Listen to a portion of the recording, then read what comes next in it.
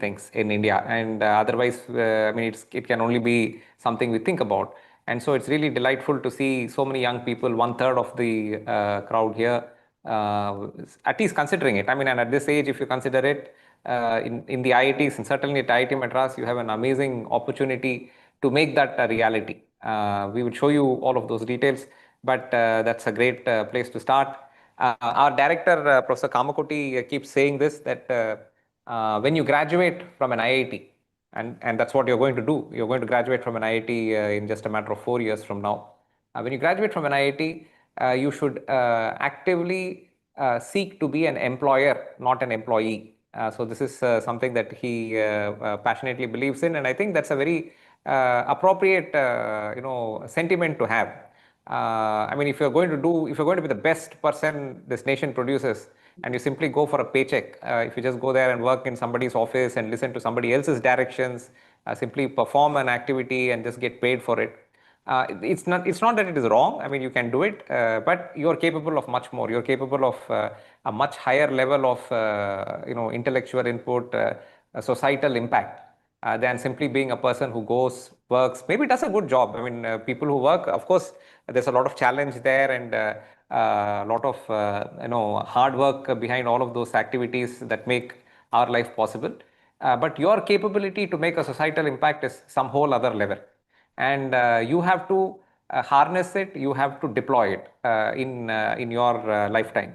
And your lifetime is not just the first job that you do, right? So you can actually go through life and try out different things, just as you saw Piyush, try out different things, and he's presently at one location in his life, in his space, in terms of what he's trying to do right now. And it'll evolve. For him also, there may be something else that he may do 5 years from now. So that is something that you have to embrace. That's a thought process that I will actively ask you to engage in and think about. So far you have had a very linear journey. So you got into school, and then you had whatever LKG, UKG, first standard to 12th standard. It was just a straight line. There's really very little that you choose. Maybe around 10th standard you select a group. That's it. That's pretty much the limit of what you have had to decide on. And more importantly, everything has been a number. You have some, so many seats in the class, you have some rank in the class. It's always some number which is defining you.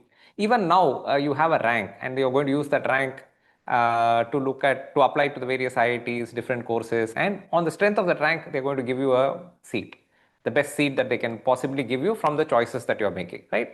So it is always down to that one number and how you deploy that number. But what you have to wake up to is that going forward, it is not one number, it is not one choice. You have wide range of choices that you will have once you enter any of the IITs, and if you enter IIT Madras, you have a lot of choice to make with respect to your courses. As you graduate, as you go through the 4 years, and 4 years will go by very quickly. I mean, that's something that you need to, even that thought process you have to embrace. So as the 4 years go by, multiple choices will open up in front of you, which will not be defined by a single number. That's the key thing that you have to remember. It is not that if you get the highest mark in math and physics and chemistry, and then whatever is the core subject here, you will get one CGPA, and that will define everything else in your career. It's not going to happen anymore like that. You're going to be a package of a person, right? You have to say, I have done this, I have done the other thing, I have got these courses, this project I have done. I started out being interested in something, and then in my second year I got interested in something else. And in the course of my 4 year study, I have developed interest in a particular area, done some few projects in that area, done a few extra courses in that area. So amongst my peers, I think I'm better positioned for this activity. And that activity could be a job, it could be a startup, it could be something that you are working on, something you're inspiring other people to work on, so on. So it is a package that you're going to build off yourself. And that package will also evolve. You may start off somewhere 4 years from now, and 8 years from now, you may move on to something else.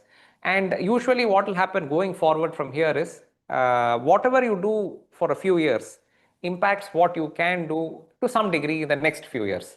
So you can keep diversifying and moving as long as you stay productive, you stay positive, and you are, a resource, good resource as a person.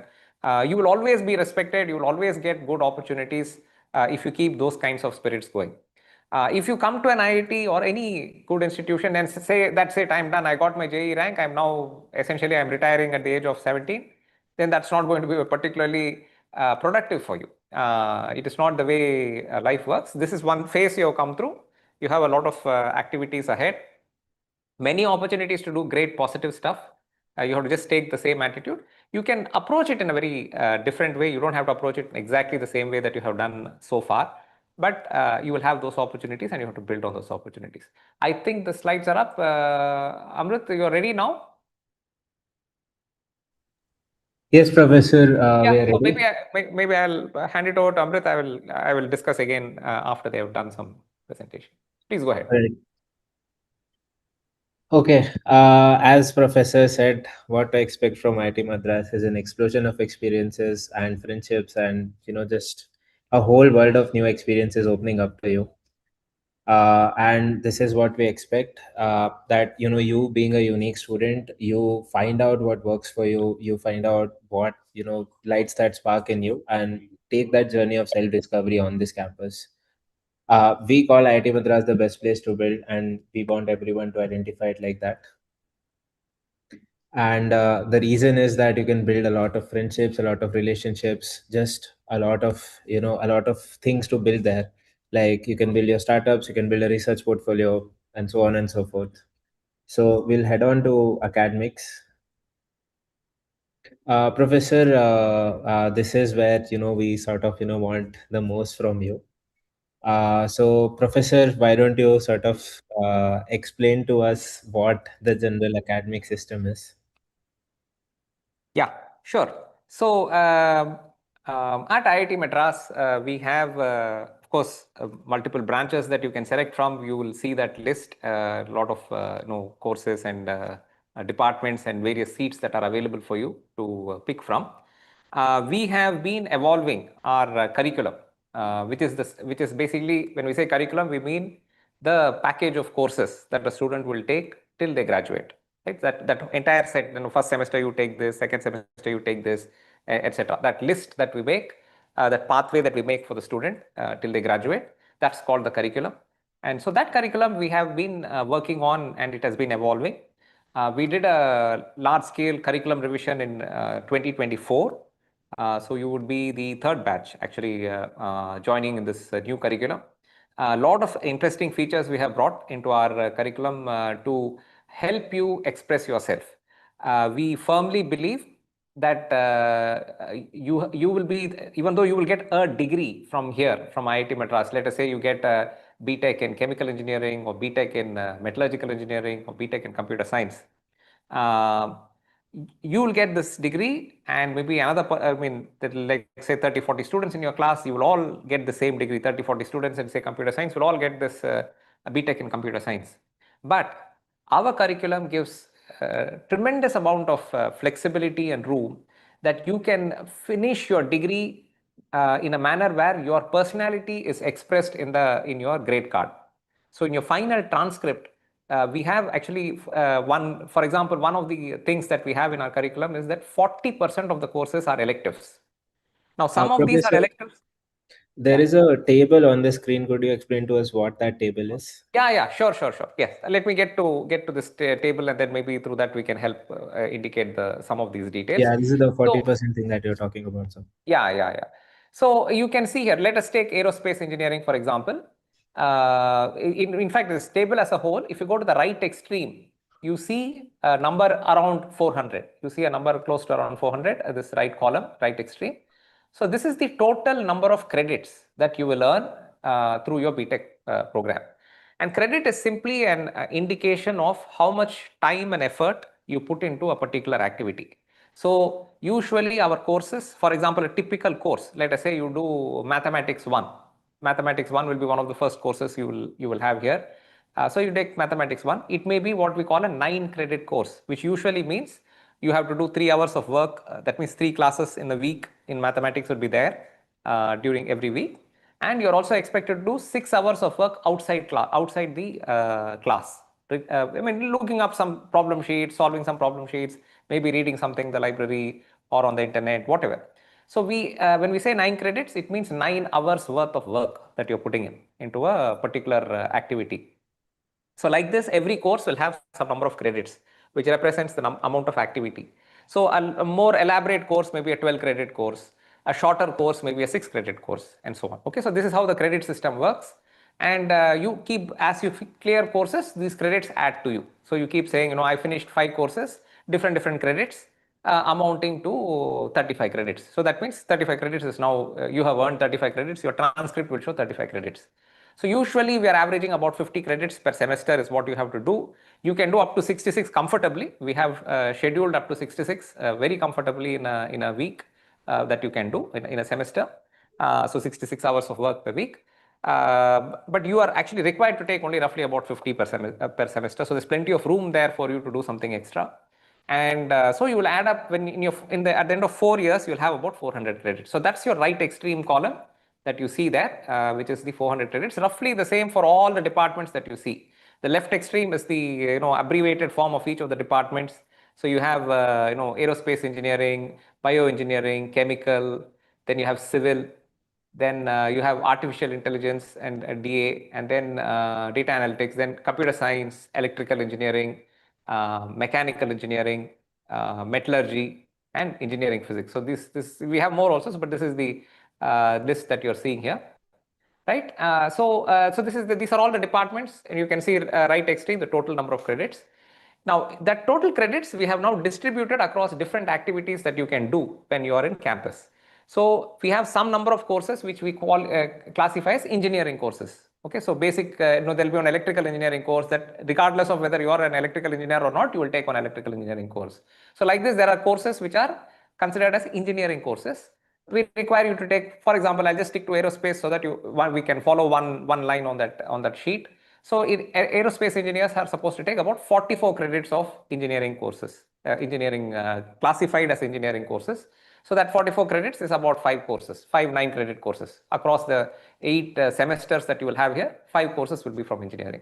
Computing is, we always have one common computing course. We have actually 2-3 options from which you get to take one, and that is typically a 10-credit course. So that's one computing course. Then we have, I will come to the middle column, professional later. You go to the next one, which is humanities.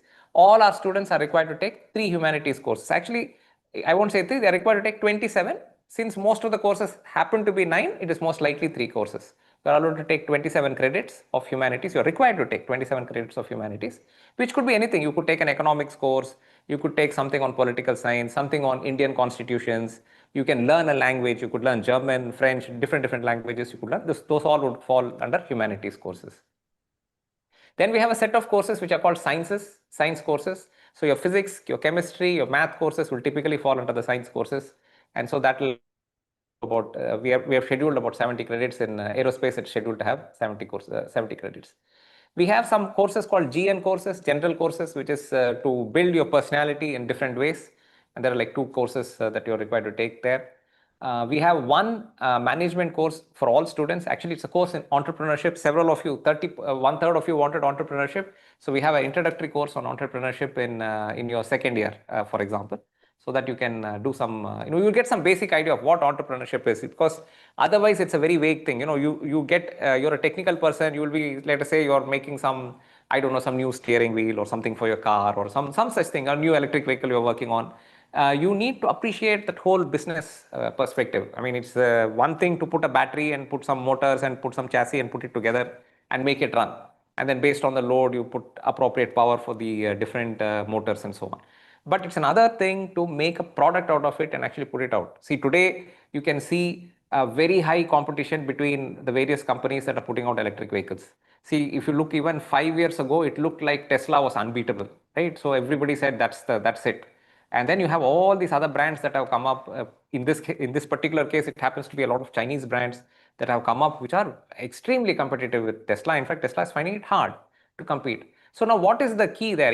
Technically, it is still motors and it is still wheels and transmission, whatever it is, right? So technically, there is one aspect, but there's also a business aspect to it. How are they making it? Where are they making it?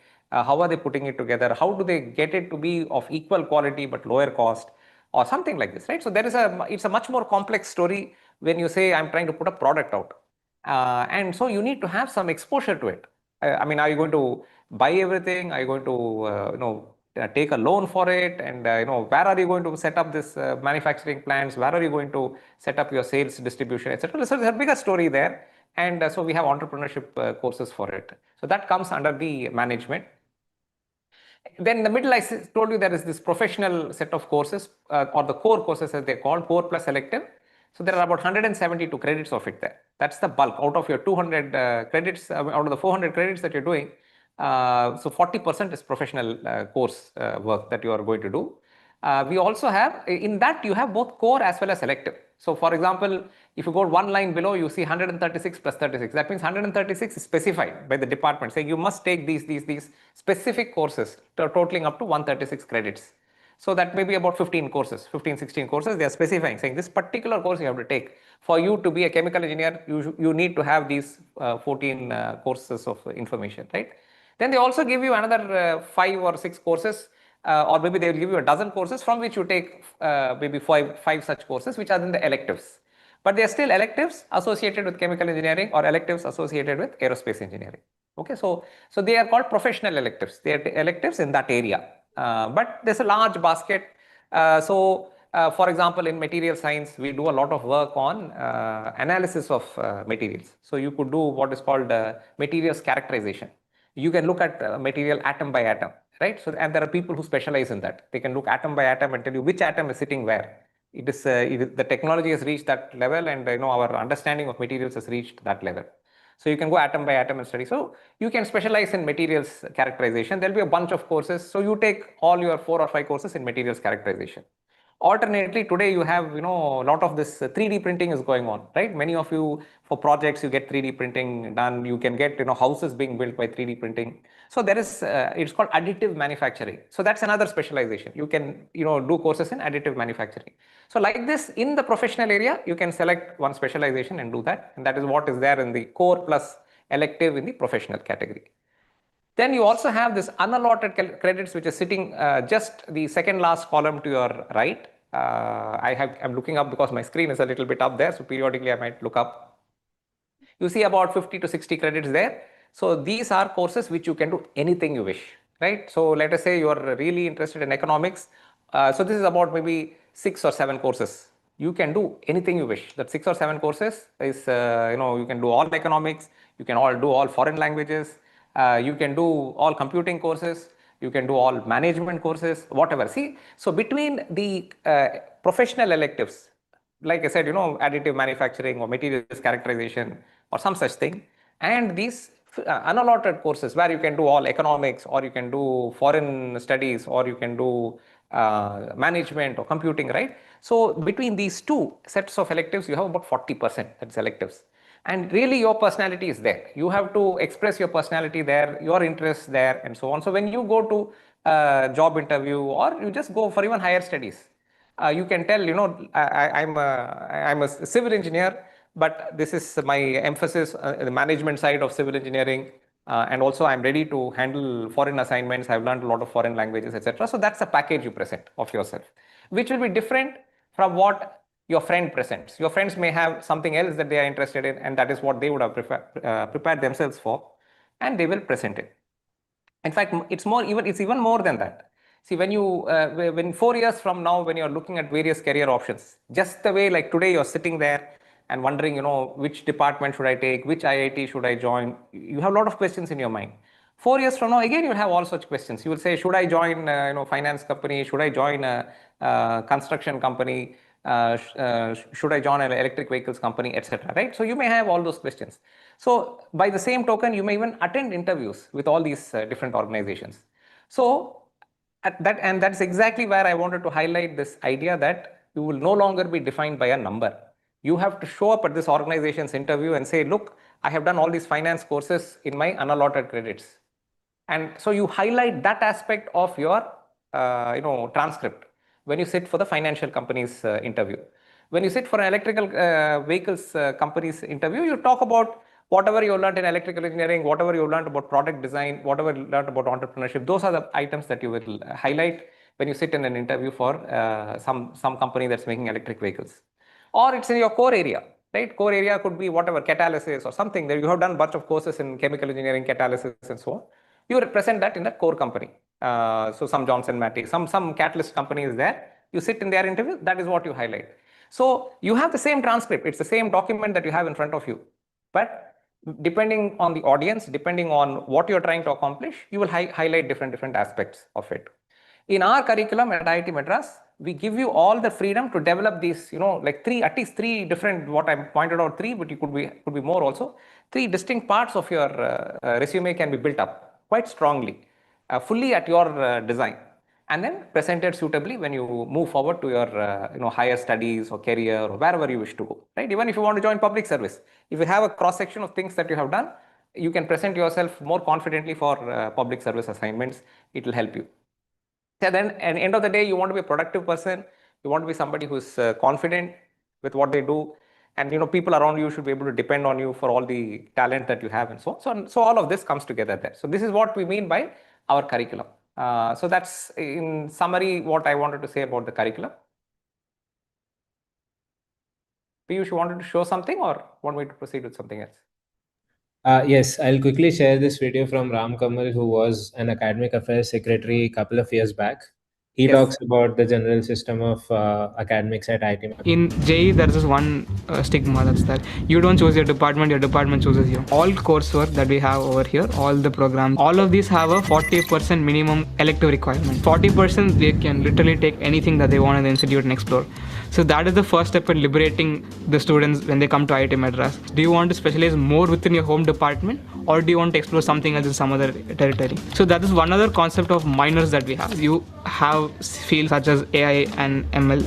You have computing, there's mathematics and applied economics. So these are all different fields in which we have a bucket of courses that are available. At the end, when you're graduating, you can claim a minor for your efforts that you put. Second salient feature is that we have IEEE programs. So IEEE programs are interdisciplinary dual degree programs. At the start of your 6th semester, you get an option to convert to a 5-year integrated MTech program. So I think IIT Madras has a very good overall model. Yes, so that's, next yeah. up is electives. Professor, I think you've already explained to us what is an elective, what Yeah. is the funda behind electives. Professor, what is a minor? Yes, very good. So, yes, so as you can see, we have put some lingo, which is IIT Madras lingo. Once you are in IIT Madras, these will all be part of your lingo. So put peace means do something that's very easy, nice and comfortable for you to do. Sure, there must always be some courses that you feel like that. I relax in the class. I just listen to the professor and I'm able to follow. I relax and I take it easy, right? So that you're always going to find a few courses like that. So when you select your electives, you can always find some where peace is the real initiative. We all want world peace. You will have your personal peace. So this is how some of our courses are going to be. But at the same time, we also have this minors. Okay, so electives, you can see the thing with electives is because you have a lot of choice. You can just, in a scatterbrained way, just take some one course here, one course there, one course everywhere. It doesn't build you up in any specific way if you just completely randomly take courses, right? So what every department has done is it has put together packages saying, here are like 10 courses. If you do any 4 of these, I would say that you have a minor in minor in data science, right? Minor in electrical engineering, minor in computer science. Like this, every department has created packages of, some 6 to 10 courses, out of which you have to pick 4. So there is enough choice there. You can pick 4. If you pick those 4 and complete them, we also have, for example, in finance. So if you want to do something in finance, you can pick those 4. And if you finish those 4, when you graduate, in addition to your main degree, we will also give you a separate certificate saying that so-and-so has a minor in this area. So again, it's a nice way of indicating that you had some interest, you followed through with the interest, and here you are able to show some result for that interest, right? So that's the minor. Amrut has his hand up. Amrut, what are you trying Yes, to Yeah, I wanted to say 2 things. One is my course was mechanical engineering. My minors was in operations research. Piyush, did you have a minor? I wanted to do an EV minor. I did my 4 courses, but at that point, the academic system was not like you can claim a minor, so I could not get a minor. That is true. The academic system has changed a lot. I feel quite jealous of the students getting into IITs now. It's so much easier and so much more interesting and exciting. I also want to say, because you said put peace, I want to say that when I was in first year, second year, I was very excited about engineering. And I want to take as many tough courses as I want. And I took a course for graph theory, which is a course in computer science. So I was a mechanical engineer and I took a course in computer science. So I'm sitting with in a class of 40 with one mechanical engineer and 39 kids from CS. And I started the course very strong. And then I ended the course almost failing because it was so hard sitting with the computer science students and competing with them. So what happens is that if you have a lot of interest and you're very excited about electives, you can take it, but you have to remember that you are in an IIT, everybody is as smart as you or better than you. So sometimes what happens is that in order to balance our course load, we do end up taking simpler minors. I think Piyush has a video. Yeah, I'll play this. 안녕하세요. 제이름이 프리యాం카예요. So that's hello, my name is Priyanka. I took an elective in my fourth semester called Korean 1. It's essentially a language elective. It's an introduction to Korean, so you don't need any prerequisites. All you really need is interest, which I had. A lot of our grading was based on fun projects like singing a song in Korean and enacting a drama scene in Korean. It wasn't very like normal exam heavy coursework, so which I personally really enjoy. I realized I have a passion for languages because I took Korean, so like now I want to try other languages. And you just try out different things. It doesn't mean that because you chose this you have to stick to it. You can find your passion elsewhere, and that's where electives come in. I was a anime fan in Insti, and I ended up doing 2 Japanese language courses just because I had the option to. Even right now, when I go back to Insti, I end up running into my Japanese language teachers. All right, this is Yeah. about. So, I think yeah, we'll just move. one. Yeah, Piyush, just to add, I think that's a very valid and pertinent point that Amrit made. So don't be afraid is to take a course, right? So when you are here, don't worry too much about your CGPA or your grade or your what is going to happen. If you are sincere, you do a reasonably good job. Good things are going to happen to you. Don't worry about it. So don't get so obsessed with it. There is a temptation to get obsessed with it because no matter what I say, you will have that peer pressure. A bunch of guys around you will start doing something and then you will feel, oh, maybe I'm missing out if I don't do exactly the same thing. So it's not like that. This is your time to really explore the world, to really explore the educational landscape, learn new things. There is really no pressure on you to conform in any way that 3 of my friends are doing this, so I must do it. Not at all. You choose your path. You try out. Even if the elective is tough, take it. There is no problem. Take something easy. Take something tough. Variety is what you have to aim for. Explore the world. Figure out what you like. When you graduate from here, you should start getting a little bit more confident as to what it is that you like and what it is that you don't like, so that when you grow, you will move towards the things that you like and try to avoid the things that you don't like as much as possible. You will also change. You will also evolve. So whatever it is you like in your first year may not be the thing that you like in your final year, right? And your first job that you so actively desire and pick up may not be the job you do 7 years down the line. You may say, no, I'm done. I had 2 years of that job and that's all I was interested in. I found it boring after 2 years. Now I have moved on to something else. So feel free and feel ready to keep moving, right? So don't get stuck that, somehow today I have to decide and my career is fixed. If I sign up for civil engineering for till I am 65 years old, I will be at a construction site and I'll be doing something. Yes, you can. Certainly you can. You can become the greatest builder there is. You could be the civil engineer who takes care of buildings like whatever the largest buildings in the world, or some special constructions. Highest we have alumni who have built the highest railway bridge in the nation, right? So those are all very exciting things to do, and they have built an entire career in civil engineering. But it is also true that there will be some civil engineers who will keep moving somewhere here and there, right? So those are all okay. So feel free to explore.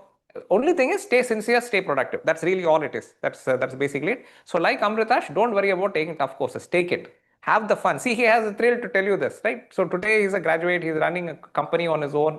he's a founder and running a company on his own. He's thrilled to tell you, I took a tough course. I was the only guy. With such pride, he tells you that I was the only guy out of 40 who was a non-computer science guy. That is, you have dil hai na, you should have that. When you sit in your class, you should have that fearless feeling. I'm here, I will try. So what? That is a beautiful thing to do, right? Okay, so that's the thought you should keep with you. We have, yes, this is another important thing that Ram Kamal told you. He is one of our earlier academic affairs secretaries. So when you're here, by the way, you will have many opportunities to be things like that. You could be an academic affairs secretary or cultural secretary, whatever, depends on your interests. So we have something called a dual degree. So previously we used to have at admission stage, you could join for a BTech or you could join for a BTech plus MTech right at the admission stage. So you could either join for BTech in mechanical engineering or you could join for a dual degree in mechanical engineering, both BTech in mechanical engineering and MTech in mechanical engineering, right? So what we found is people are all very young. All of you are very young. You're just 17, 18 years of age. So you don't really know much about anything. You don't know anything about mechanical engineering or civil engineering or computer science. Even though there's so much of clamor for computer science, I'm telling you. By the way, this is an important thing that I would like to impress upon you, both as a student as well as parents who may be listening. That for all the push on computer science, many of you may not like computer science 1 year down the line. Some of you may love it. Okay, so you have to be very clear about it. And that's exactly why you should take the time and breathing space to decide what you want. If you blindly take a course simply because everybody else in that rank is taking that course, you may be doing disservice to yourself. That's the point that I want you to understand. So there are students who will be in the computer science class who may not want computer science, who may not like computer science, right? So those are all realities of life. So you have to just be prepared for that. So what we found is people joining at the BTech level, 17, 18 years of age, don't know anything about the departments enough to say confidently that I want even a master's degree in that program, right? So what we have done is we have done away with admission to dual degree programs at JEE level. So when you join IIT Madras, you join basically a bachelor's program. After your 2 years here, after 5 semesters, we give you the option to upgrade. You can upgrade to a dual degree if you wish. So by that time, you have seen 5 semesters of courses at IIT Madras. You understand the system here. You understand the courses here. You understand your field. You have seen several courses in the field. So you can more confidently say, yes, I think I would like to do a master's in this area also. So you can now upgrade to a dual degree where you have a BTech in chemical engineering and an MTech in chemical engineering, BTech in metallurgical engineering, MTech in metallurgical engineering, and so on, right? So you have all these options, which is called a dual degree. In addition to, so this dual degree, when we say in IIT Madras, terminology, dual degree usually refers to same branch: mechanical BTech, mechanical MTech, electrical BTech, electrical MTech, ocean engineering BTech, ocean engineering MTech. So that is what we call as a dual degree. But we also recognize that today in the world, lot of activities are interdisciplinary in nature, right? So the exact boundary where mechanical engineering ends and something else takes over, say chemical engineering takes over, or where chemical engineering ends and mechanical engineering takes over, or where material science ends, is actually not there. I mean, it is very intertwined. You look at a jet engine, right? In a jet engine, you have fuel coming in, you have air coming in, the ratios in which they mix, the temperatures at which they burn. This is a complex of how they flow into the engine. This is a complex set of things which is in the realm of chemical engineering and mechanical engineering. The composition of the fuel is maybe more into the chemical engineering aspect. Flow is chemical engineering as well as mechanical engineering. Then as it runs into the engine, it is rotating turbines. That is mechanical engineering. That turbine should handle some 1,000+ degrees of centigrade, right? Where the actual combustion is happening. That is material science. That there'll be layers there. Otherwise, the turbine will just melt. You see, switch on the engine, you'll pretty much have molten metal on the other side of the engine. So that is not going to take your plane anywhere. So the turbine has to handle that temperature, that RPM, and all of that, right? So that is all metallurgical engineering, material science, right? And then you have this full aircraft structure, which is why it's even taking off. That is aerospace engineering. So a single product there, which you just get into and you just book your ticket and you sit there, put your seat belt and sit on, right? That single product has so much of engineering simultaneously happening. Every moment that you are inside a plane, all of these are acting together. So the boundaries are all very fluid. There is no formal boundary saying this is where something ends. So we have introduced a lot of dual degree programs which are called interdisciplinary dual degree programs. So we have interdisciplinary dual degree program, for example, in electric vehicles, we have one on robotics, like this. So any student can apply for all of these. We have one on data science, we have one on robotics, one on quantum technology, like this. All the fields that today are technical fields are moving towards those directions, we have those. So again, at the end of the 5th semester, you can make the choice. You can select to do a dual degree in your own department. You can also select to be in one of the interdisciplinary dual degree programs. So we will give you that choice and you can select to upgrade. So again, you are making a career choice. You are able to express your interest. So even if you didn't, if for whatever reason you were obsessed with computer science and you didn't get computer science, you can do a minor in computer science, you can do additional electives in computer science, you can do dual degree in data science. So you have all these options to, so that when you finish and you move into a professional world, you are actually adequately equipped to move into the professional world, right? So this is the basic idea of your dual degrees. And you can see some examples here. We have actually about 14 of them. Nanotechnology, data science, electric vehicles, full list is available there. We have linked it here. If you just click on this link, you'll be able to sort of go to the page where all the IEEE programs are listed. And in my time, we had 5 IEEE options. When I graduated, there were 8. The next year there were 11, and the next year there were 14. So don't know how many. Professor, how many is the plan for? It will come. I mean, as the interest is shown, and this we recognize the field, because we get a lot of input for all of this curriculum. We get a lot of input from the industry as well. Many industrial people are. I mean, our alumni are in the industry. Industry has a lot of projects that are being run in IIT Madras and so on. So we have a very close knit connection with the industry. So we have always got. We run special programs for the industry actually, for industry people to get MTechs with us and so on. So a lot of interesting programs we have. So we get a lot of input from them, that this is the direction in which we are moving. This is the area where we need more resources. We need trained people in this area. So we build programs in those areas. So that's a part of an always evolving process. All right. Professor, this is the new reforms, right, that were made, I think, last year, and some of these were made this year. So, Yes. some of the course requirements were brought down. I think until 23, the requirement was about 450 credits. Now it's brought Yes. down Yes. to 400 credits. What are some of these other things? Professor, what is the GN course? What is a BSc exit? Yes. So great. Yes, as I said, 2024, we brought in a new curriculum. Again, input from industry, input from our alumni, a lot of our faculty who are visiting so many other universities. Many of us have ourselves been educated in various other universities. So we have a lot of rich input based on which we keep making these curriculum upgrades. So some of the key features are what you are seeing here. We wanted more freedom for young people to express themselves, find areas of interest and so on. So our formal requirement for a degree is now set at 400 credits. It used to be 450 before. We have dropped by 50 credits, 400 credits. And we are giving more time to the student to explore. So when I say 400 credits needed to complete, that is only the minimum requirement. We don't charge anything more if you're going to take an extra course or something like that. So there are students who are taking much more than 400 because they just love to learn. I mean, there are a lot of students who just love to learn. They may just pick some other course, extra course, etc. And there's plenty of room also. So you can see it, like I said, 400 credits spread across 8 semesters means you only need to do 50 credits per semester. Our system allows you to register for 66 comfortably. Without any issue, you can take 66. So that's already about 2 courses extra per semester. So which technically means you could do 20 extra courses. I mean, I'm not recommending it. I'm just telling you that much room is available.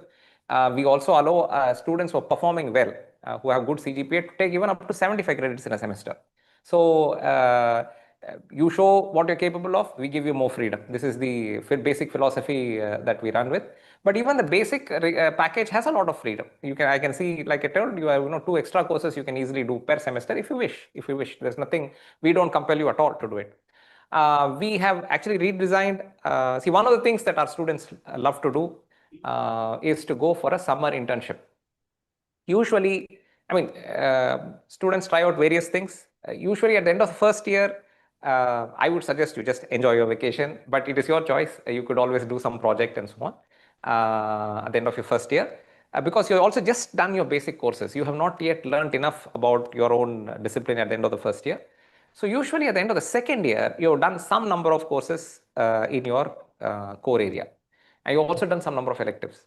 So usually at the end of second year and there onwards, you have a reasonable chance of going to an internship and also doing well. See, you have to also bring something to the internship. You have to get something from the internship. It's not just the money that, they give you some stipend. That's not the big thing. In your life, you're not going to look back and say that stipend is what decided everything for me. It's not like that. It's more the experience. And also, it's a great way of making a connection with the industry. If you do well in your internship, you will get what is called a pre-placement offer. That company will offer you a job even before you sit for an interview, right? So that's a great thing to have, that kind of a connection.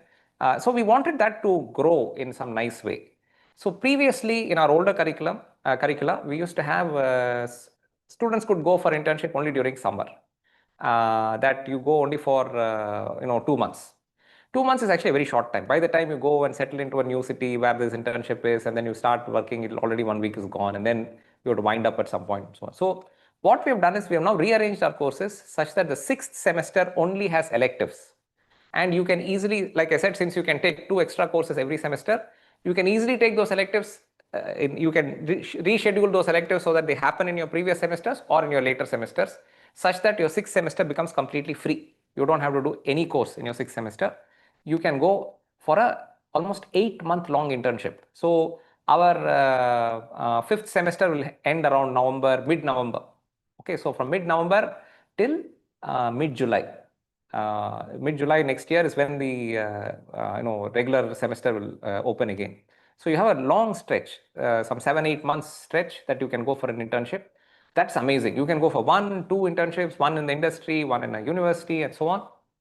This is very unique to IIT Madras. We have really pioneered it, pushed for it.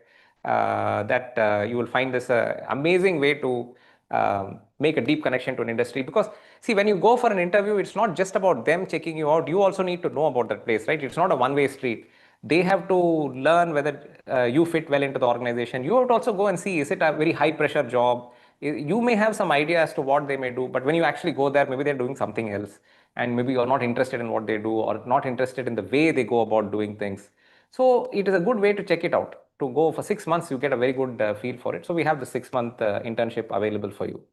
As I said, in your second year, once again, I will underline, and I'm really glad to see 1/3 of you are interested in entrepreneurship, have expressed interest in entrepreneurship. We have a course in entrepreneurship to give you a nice overview. We actually have 3 courses. You can select one and then do it. So this is again to build your ability to go down that line. We have important courses in life skills. Okay, so this is something that increasingly seems to become necessary. I mean, it seems to me, and this is not just a reflection of it, it's just somehow where the society has come today with all the heavy usage of devices. We have a lot of information, but we are struggling to handle ourselves. This is a strange situation that we are in. Lot of access, but we don't know how to handle. That's the circumstance. So, I mean, I don't want to go down that line, but that's roughly where we are. I mean, we sit in a social gathering. We don't really talk to the 3 people around us. We are more interested in talking to somebody who is not there at that point. And even if you are sitting with them, you are still talking to somebody else who is not there at that point. So this is anyway a different aspect. I won't get into it, but as a result, it is clear that a lot of young people and a lot of people at all age groups, in fact, these days seem to require more assistance to just handle themselves and go on. So we have these life skills courses for that. It is also very good for your professional activities and settings and so on. Because life is full of challenges. I mean, there are some nice things, there are some hard days, there are some difficult days, there are some great days, some wonderful days. We have to go through this with some sense of equanimity, and so we have these life skills courses for that. We also have a very special course called a recreation course, which is what will happen in your first year when you are at IIT Madras. Basically, you spend the last 3 years, I mean, I don't have to tell you this, you know it. Last 3 years, most of the time you have spent reading. You've not had time to just goof around and just have fun. So we have this thing called a recreation course. Multiple options are given to you. You could learn you could learn dance, you could learn how to write a song, you could learn yoga, You have there are people who teach flute. There are some others who teach how to play the guitar. So you have all these things available to you. You get to select. There's no compulsion. You select what you like. You have one set of courses you can do in one semester, and another set of courses you do in the other semester. These are light courses. Basically, you have to attend to complete. We're not putting any grade on it. You have to pass. That's basically it. So it's a recreation course. A major thing that we have is our Center for Innovation. Maybe I'll come to that a little bit later. We also have a exit option. So we have a BSc exit option, which is typically at the end of the third year. So some of our students, because they get so deeply engrossed in entrepreneurship and they've opened a company that is growing very fast, because today that's the way it works. I mean, they suddenly open a company and it just start shooting up in some dramatic way. People talk of pay packages, but they're just laughable. If you say if your company is successful, I mean, a pay package is like a laughably small number in relation to how what it means if your company has become a successful company, right? Today, when they're doing some of the successful companies go public, they're going $1 trillion and so on. So, I mean, really, there's no limit. You could go do something fantastic. You could be 22 years old and you could be, multi-billionaire, whatever. I mean, possibilities are there, is what I'm saying, right? So, there are students who get into startups and they see the startup going very successful. Then we have this option, and they're not finding time to finish their full 4-year degree. So we have this option that if they wish, so it is a student's choice. If they elect to go down that exit option, they can exit with the BSc. Because we did have a few cases where people were starting something successful and they were so deep into it, they couldn't finish their degree. And so they're, as a business, it is growing, but at some fundamental level, they're just 12th standard pass, right? So we have enabled this exit option. So this is one. Also, if they've come into engineering for whatever reason and they strongly feel engineering is not working out for them, they want to go on to some other field. They're just not liking engineering. As I said, you're all young people. You really won't know till you get into it whether you're liking it or not. So again, this exit option is there. You can move on. Let us say you want to get into some medical area or something, you get in. This is all availability is there, right?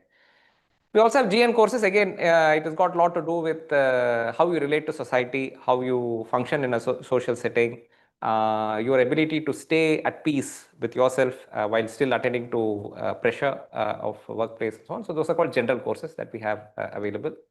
So what we have done is we have done a lot of academic flexibility. You enter and you leave with a degree with a personality, as I said, right? So we have therefore consciously removed this branch change. We don't have branch change at IIT Madras. Several of the other IITs also don't have because we actually found that to be very restrictive. In all the IITs, when they had branch change, typically it will only be about 5% to 10% of the students who could even get it. Typically more like 5%. So a lot of students would come in thinking that they are going to get the branch change, but only a 5% of the students would get it. And the rest of them feel let down. They're not getting really anything. So instead, we have now created this entire range of choices that you have, your minor streams, your, this internships that you can do, this 40% of the credits being electives, there's interdisciplinary dual degree and so on. If you do all that, actually well over half the set of students, maybe 60-70% of the students can really express their choices. They can actually act on their choices. They can deploy their choices in their actual academic life.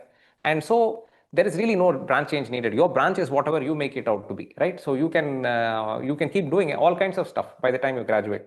So that's some really interesting thing that we have here. So that's the way we have done it. Okay.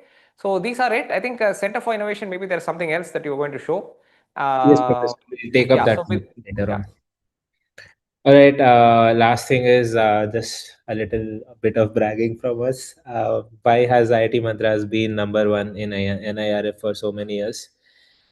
There's a small video from Professor Kamagoti, the director of IIT Madras. We'll just let that play. We are talking about students working hard and getting a rank. IIT has also worked very hard and got the NIRF rank 1 for many years in a row. What gives, Professor? How come we end up consistently being on top? We are aligning ourselves with the national priorities. Okay. That's very, very important. And we are working as a very cohesive unit. Like within the faculty, staff, any place will have some difference of opinions and other things will be there. But what we do is, any such thing, we try to resolve it at the earliest and finally come to some consensus, and everybody agrees to that consensus and put their full heart in it. And that is a semblance of a great institution. And I'm very blessed that what has given me this opportunity to lead this institution for this term, right? So that is something excellent about IIT Madras. Yesterday we had the Ambedkar Jayanti. We had a meeting there, and I get an opportunity to meet the faculty staff together. One of the things that have come up is, as a director, very rarely I get into a mode where I am resolving issues, right? The next rank after the director, people who report to the director, the registrar, the deans, the HODs, at that level itself, multiple things get resolved. So the director is actually given some peace of mind to basically think about large vision, like all your sports excellence admission, your fine arts admission, so many things they have now brought in. Yeah, all the new changes. The director needs a free mind to look at these things, right? So to basically conceive of, put things in place, etc. There's a lot of cohesion, there's a lot of collaboration. Cohesion is the most important thing for us to maintain some certain pace. So this is number 2. Number 3 is we had a strategic plan, and very interestingly, we did not make some other person write our strategic plan. The strategic plan was actually done by our own, young faculty.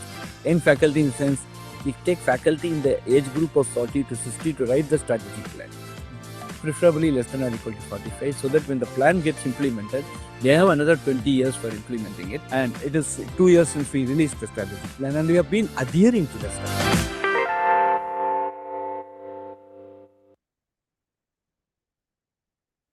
So this is actually a clip from one of the podcasts that we do with IIT Madras called the Best Place to Build podcast.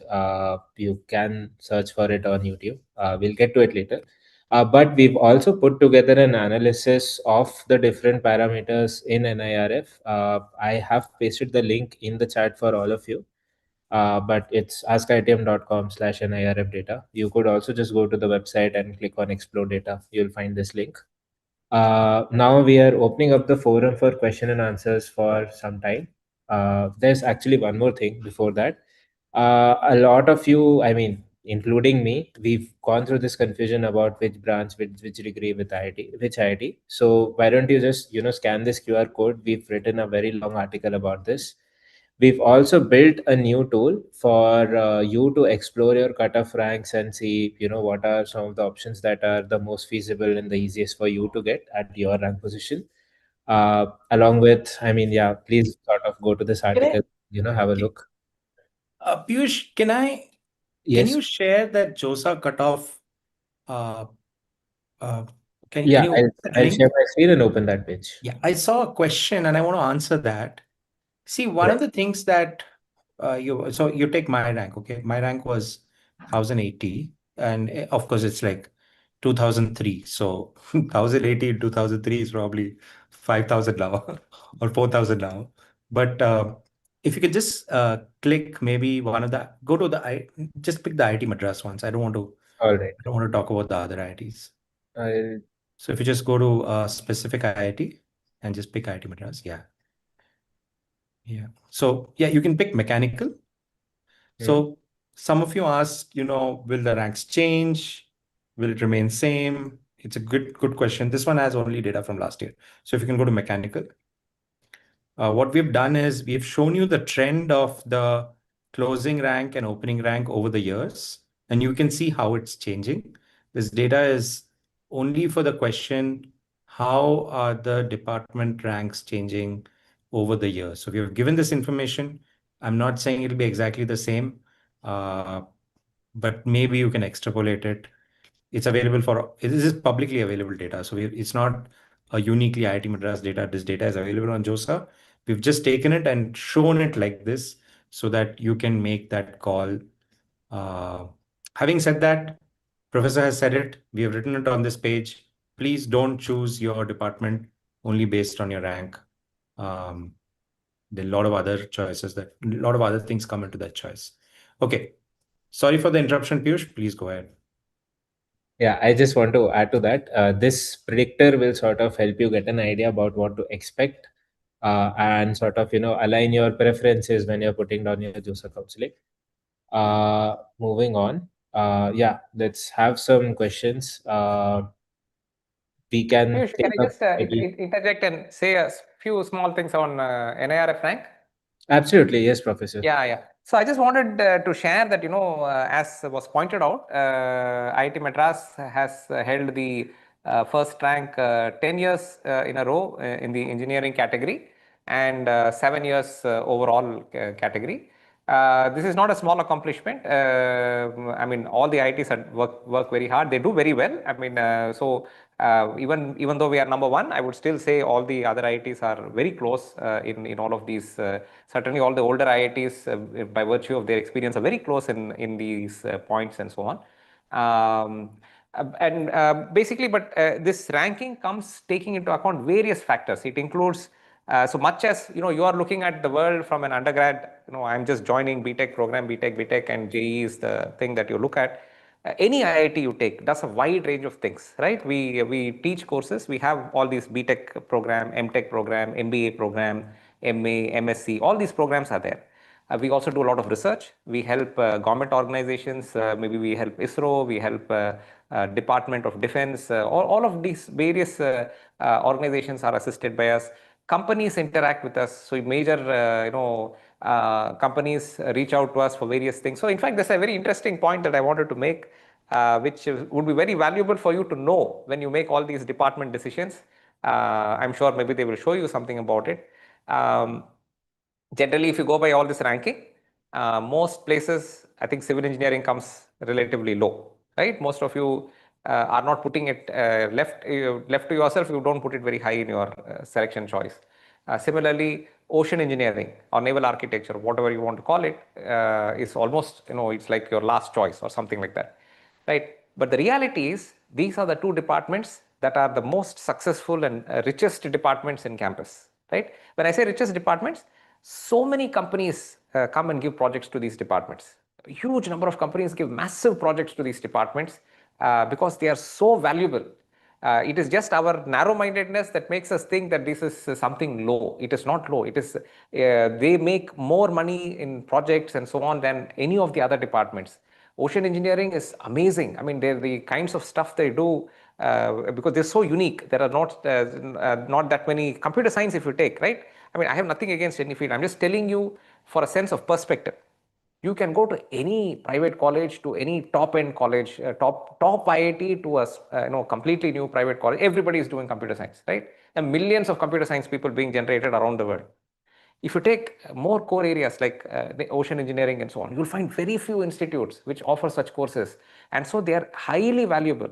They are not publicly visible. Maybe you hear more about the, AI is going on, this and that. So you see more publicly visible figures in areas associated with computer science or data science and so on.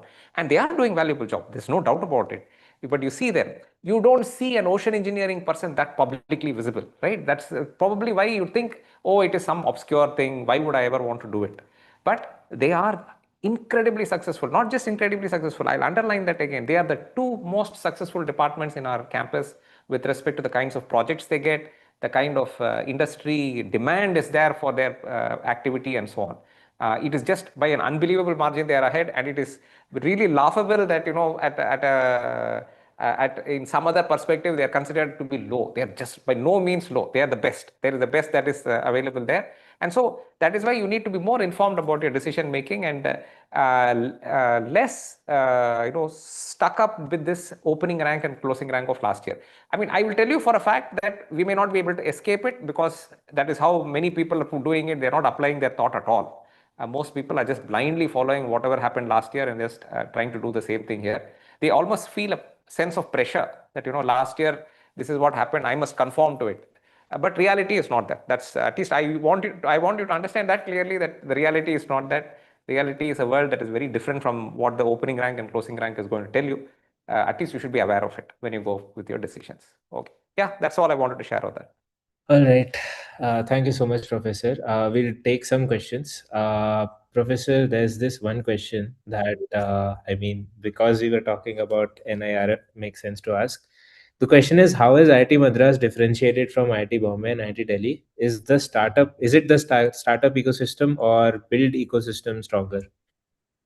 So we have a very strong system here. I mean, there is no doubt that if you come and see, we have, if you visit our campus, we have something called Center for Innovation.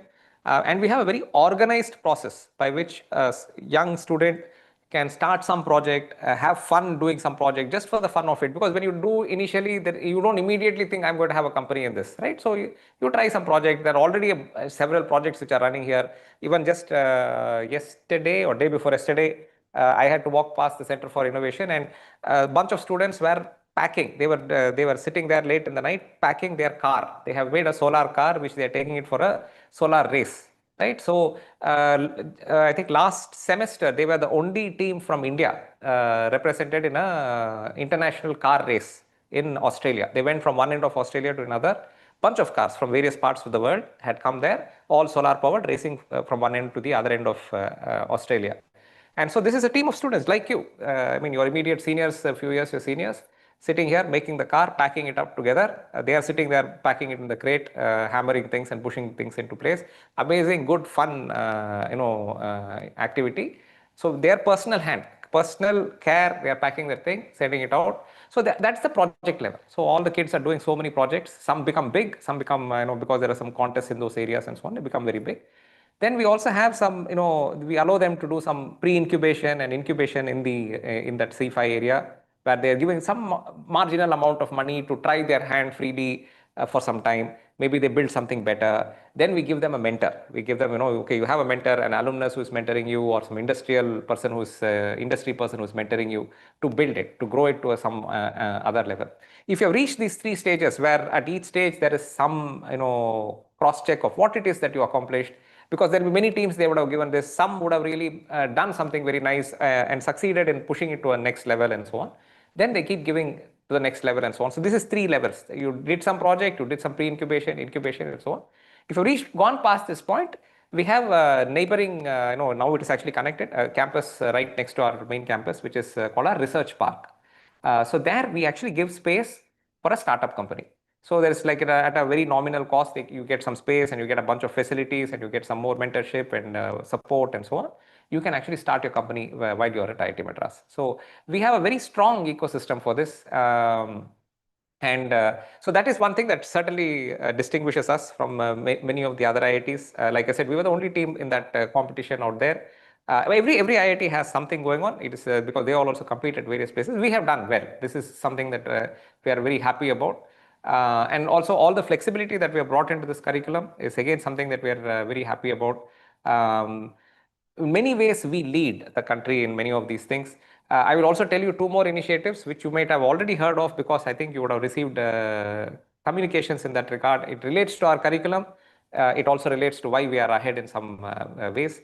We lead, there's a multi-IIT project, multi-institutional IIT project called NPTEL, National Program on Technology Enhanced Learning. IIT Madras is the lead institute for it. All the other IITs put in a lot of valuable contribution to it. It is not IIT Madras project alone. All the other IITs are involved. They do a significant amount of contribution to that project. We happen to be the coordinating institute. So our students, the students who are sitting inside IIT Madras, like you, who come and join IIT Madras for a BTech program, can take, and this is again an example of the freedom that we give in our curriculum, can take 3 courses from NPTEL. Actually, they can take any number of courses from NPTEL, but they can take 3 courses which will also be credit transferred to your transcript. So you can do 3 courses there. It will be transferred to your transcript as an elective. Similarly, we also have a special program called Data Science, a BS in Data Science. We now have 4 such programs. We have a BS off-campus programs. These are BS in Data Science, BS in Aeronautics and Space Technology, BS in Electronic Systems, and BS in Management and Data Science. 4 programs. You would have received communication regarding these 4 programs. You can do that as a second degree. So you can be a civil engineer, BTech civil engineering with BS in data science.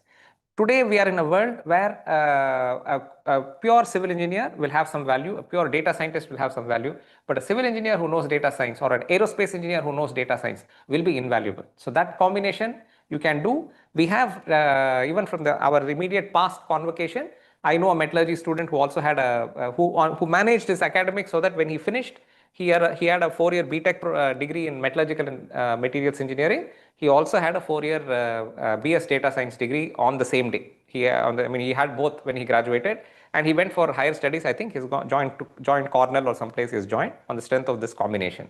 So we allow all of this flexibility. You can take those courses and credit them also. You can take that as a separate degree. You can also credit some of those courses in your regular degree. So a lot of flexibility that is made available, which is again, I think in my view, we are ahead of most people in the amount of flexibility we have given. And there are students fully utilizing it. That's the thing that I would like to really ask you to absorb. And if when you decide to join IIT Madras, make full use of it. I mean, there may be people who are not utilizing it well, but that is a choice they are making. You will have the choice to make full use of it. So you should go ahead and do it. So there are many ways in which I think we are ahead in terms of how progressive we have been in trying out new things. Generally, most academic processes tend to be conservative. They will say, we are doing something, let's not change it. It is working well, let's not mess with it. Let's just leave it running like that. We have been more proactive. We have tried to imagine what the world could be. We have tried to imagine what young people may want, what the nation wants.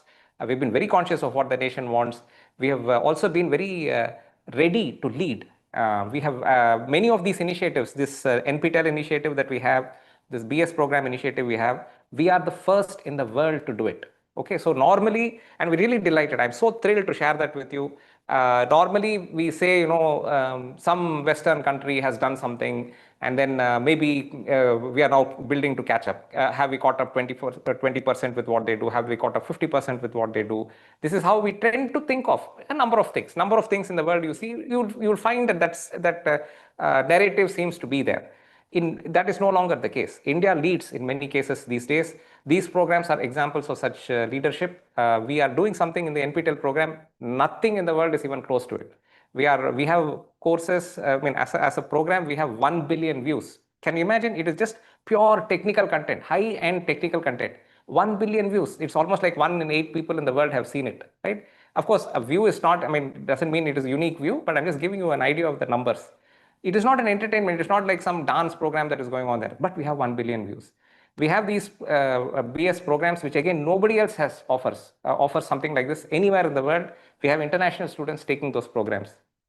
All of this is flexibility. All of this is available to you. So in all these ways, we have been ahead, we have been progressive, we have been very imaginative, and our Senate and our Board of Governors, which is our deciding authority in allowing us to do something new, have had the trust in all the people who have put up those programs, that they have allowed us to move on this in those directions. So it is this entire package that has kept us ahead, and this is what in my view distinguishes IIT Madras and puts us in a little bit of a special category. Professor, while you were saying this, I did a simple Google search, and Google itself says that NPTEL is one of the largest and most subscribed educational channels in the world. Yes. More questions. How do core departments compare with interdisciplinary departments? Wouldn't an interdisciplinary department be more academically demanding? And is there a risk of not developing strong expertise in any one field? Will it just make me a jack of all trades? Yes and no. Actually, each department you take, like I say, the core requirement is usually adequate that you will not be jack of all trades. So even like I say, even if you do BTech in mechanical engineering and a dual degree, interdisciplinary dual degree in electric vehicles, let us say you pick that combination, right? Or even a little bit more separated, interdisciplinary dual degree in data science. Mechanical engineering is engineering, and that is more computing, right?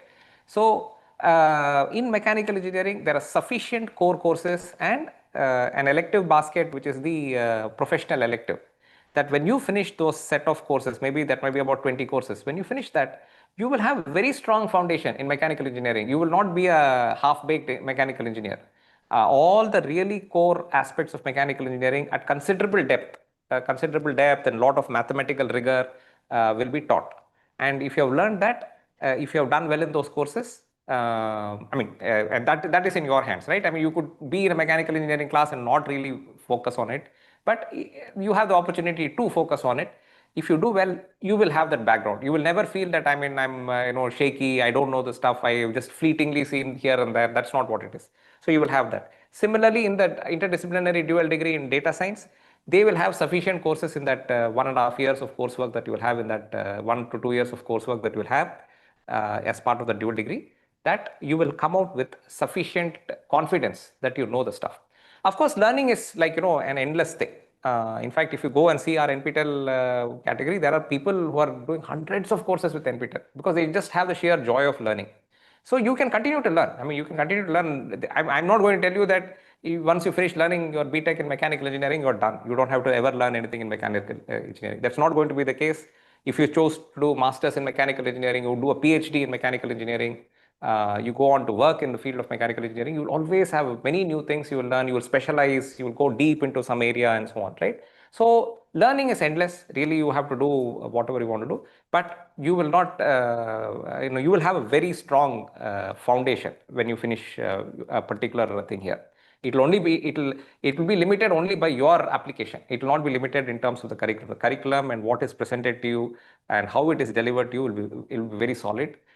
You have to participate from your side and take it to the level that you desire. Awesome. Professor, just we'll take a couple more questions because we'll end up running short of time otherwise. Professor, a lot of questions around engineering design. I think we can take that up in the chat. There was one very interesting question. I'm a girl student who is planning to take mechanical engineering. How many girl students are there? Okay, good question. First of all, congratulations. I know it is so tough for young women out there to be successful in an educational, in fact, with many things that in our world. So I'm really delighted that you're here as part of this community. At IIT Madras, we have a commitment that about 20% of our the student intake, at least 20% is women. So you'll have sufficient company when you are here. We have multiple hostels. I think we have now 5 hostels which are girls hostels.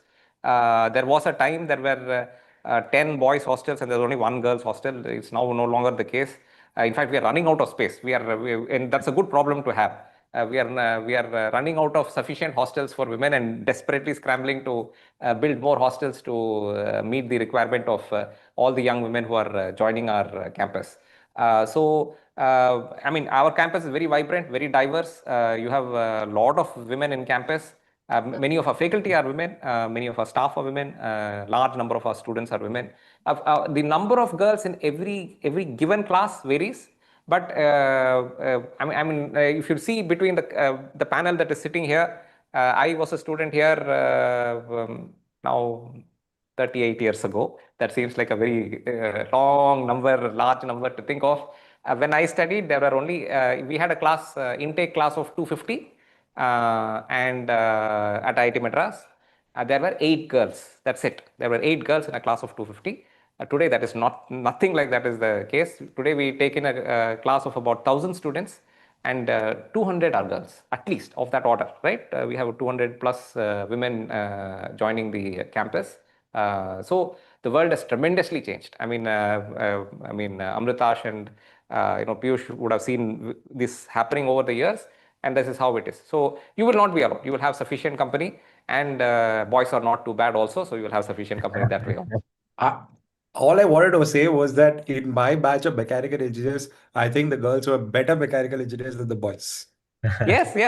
Even in my batch, of the 8 girls, I think mechanical engineering had one who's also now a faculty here. She was the topper in that class. So all the boys were, behind. We were not capable of meeting her abilities. So that's how it is.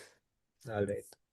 Professor, next question is, what is the primary difference between BS and BTech? Is BS perceived to be a lower degree as compared to a BTech during placements?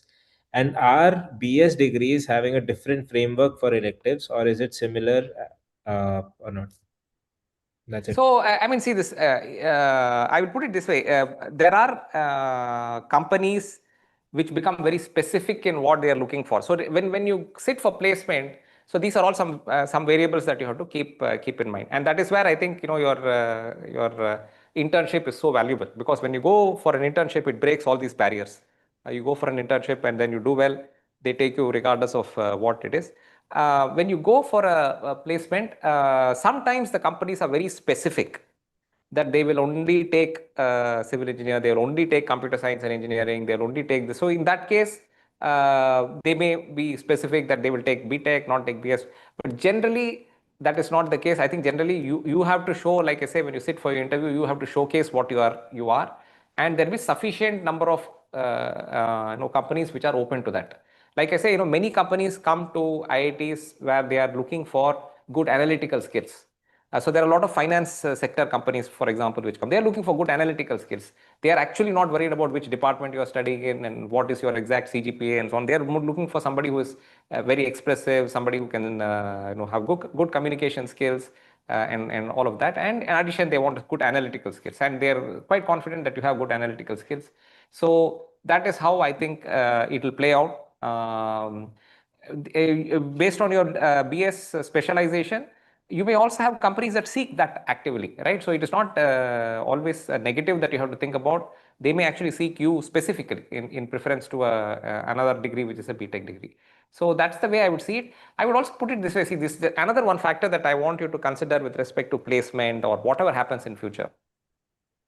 In any class, you will have some students who are doing well, some students who are doing average, and some students who may not be doing that well. So when you take this diversity, the students who are doing well generally end up getting good, either whether it's higher studies or whether they want to go for management or they want to go for a good job. All of those opportunities open up. And that is true regardless of the department you're dealing with. So you could have a so-called higher end department. I mean, so-called in whatever today you're clamoring for computer science or clamoring for electrical engineering or whatever it is that you are clamoring for. You think, that's the department I want to be in because everybody else wants to be in that department.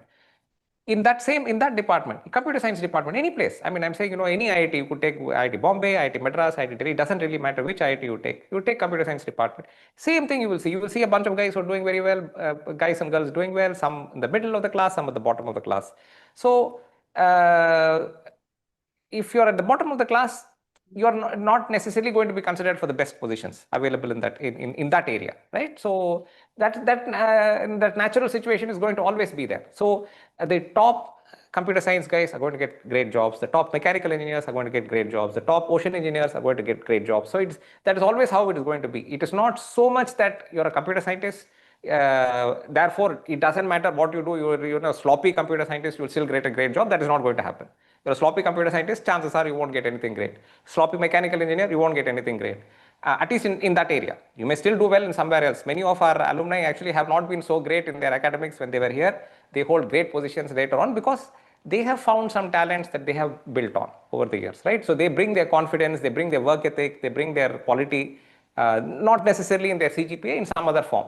But in that core area, only the person who is good in that core area tends to build in that area. So it is not so much your department, but where in this department that you like, that will kind of decide where you head up.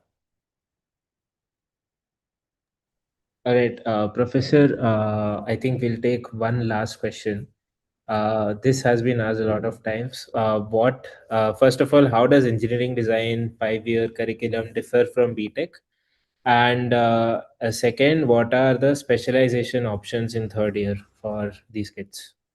So maybe Piyush, you should probably be the better person to answer this. So maybe you want to take Alright. a strike, take a All stroke right, at it. okay. So the key difference, of course, I think Professor has answered this part before, that engineering design is a interdisciplinary program. That's the key difference between engineering design and sort of other courses, that it sort of teaches you a lot of a little bit of a lot of programs, including mechanical, computer science, electrical.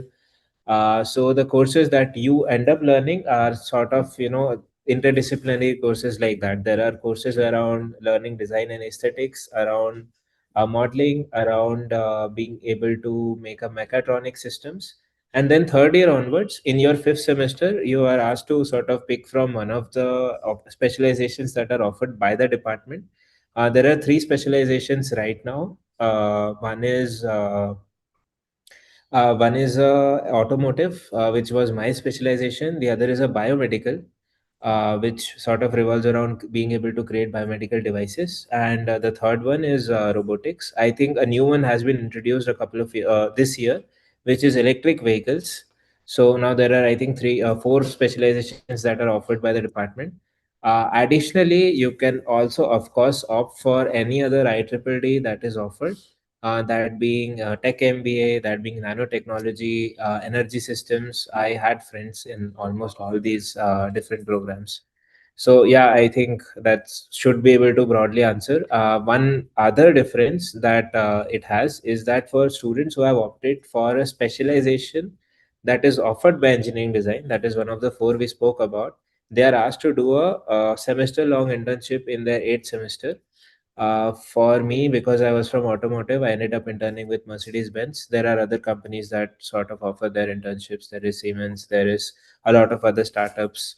There is JK Tire, there is TVS, Bajaj Auto, so on and so forth. So, yeah, you get to intern with one of these companies for a whole semester. Yes, I think we can move on to the other sections now. For others, if your question was not answered live, we are answering them in the Q&A chat. And if you still find that you did not get a satisfactory answer or want to know more, please write to us at askitm.com. You can ask your question there. We'll be happy to answer. Amrit, you wanted to say something? Yes, Piyush, I want to say that we have just crossed, as soon as I was switched on my camera, we've just crossed answering 100 questions on the chat box. And we have two colleagues. I'm answering some, Aditi is answering some. I think we have one more colleague, Sahaj, who's also answering some questions. We are answering questions on our website. And somebody asked, will we get the chats? Yes, you will get the chats. We will create a nice dashboard for you and send it to you after the call. Maybe not after the call, as in tonight, but maybe tomorrow. This week is a busy week for our team, Professor Pradap and our team. We have an event now. We have an event tomorrow in Bangalore. We have an event Thursday in Hyderabad. We have an event on Friday, an event on Saturday, and an event on Sunday. So if you still feel that your question didn't get answered, meet us on Saturday, Sunday in campus, and we will help you with the answer. Piyush, one question I have is that we have a new course in BS Math, and I think you had a special guest joining us. Yes. What time is that? Professor Jayanthan from Maths Department will be joining us soon. Until then, we'll just quickly go over the other two new programs that were offered 2 years back and 1 year back. That is AI and Before you start, yes. can I say that we have been holding Professor Pradap hostage for a really long time? We should either tell him how long he's going to stay, or we should release him so that he can continue with his work. Alright, the main thing that we needed Professor Pratap was to sort of cover the academics portion. We are sort of, I think we're already getting done with it. So, yeah, I mean, Professor Yeah. Pratap, you're free to go. Okay, great. Thanks everyone. So first of all, once again, congratulations for having made it this far. I congratulate you, your parents, for all the efforts that you have put in to get this far. I believe this initiative will help you have a much better clarity in your whole decision-making process. It's a very confusing time, and I believe a lot of the input we'll give you will help you progress. As Amritash and Piyush pointed out, we have events ahead also. You're welcome to join us at those events to have more questions answered and so on. I wish you the very best.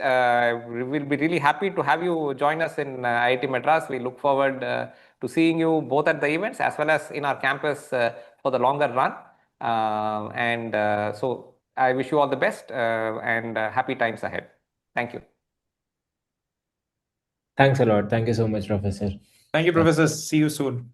See you. Yeah, bye.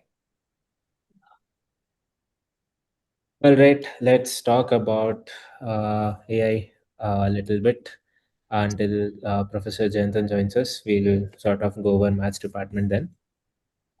So yes, AI is the 18th department of IIT Madras. It was set up as Department of Data Science and AI under the Vadvani School of AI. We'll quickly play a video for you to sort of get a good feel about what the program is.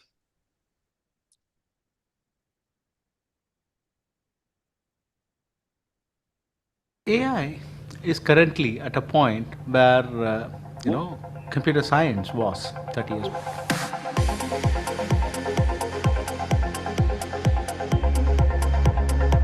Artificial intelligence is a very transformative technology, right? And it is going to be the defining technological development of this generation and perhaps another generation to come.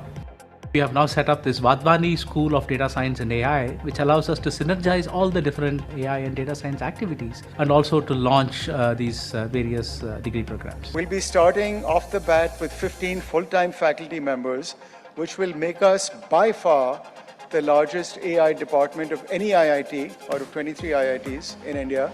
So the idea is to make IITM a national and a global leader in this field. The flagship program is going to be this undergraduate program, a BTech program in AI and data analytics. There is a lot of interest among the students and there are takers in the industry.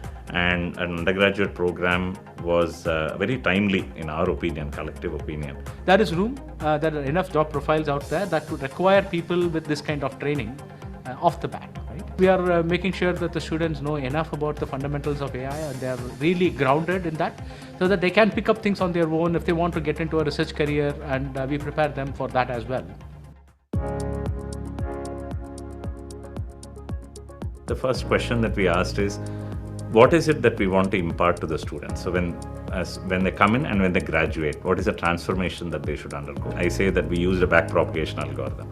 And now let's shape the curriculum. You can divide that into 3 or 4 parts. You can say one is foundation, math/science foundations, and of course the statistics foundation. And then you want them to slowly be aware of all the modeling paradigms. So you look at the convolution neural network or you look at the deep net. Thirdly, how do you train these models on the data and the algorithms essentially for learning? And then the final part, which puts everything together, is to integrate what they have learned with a domain.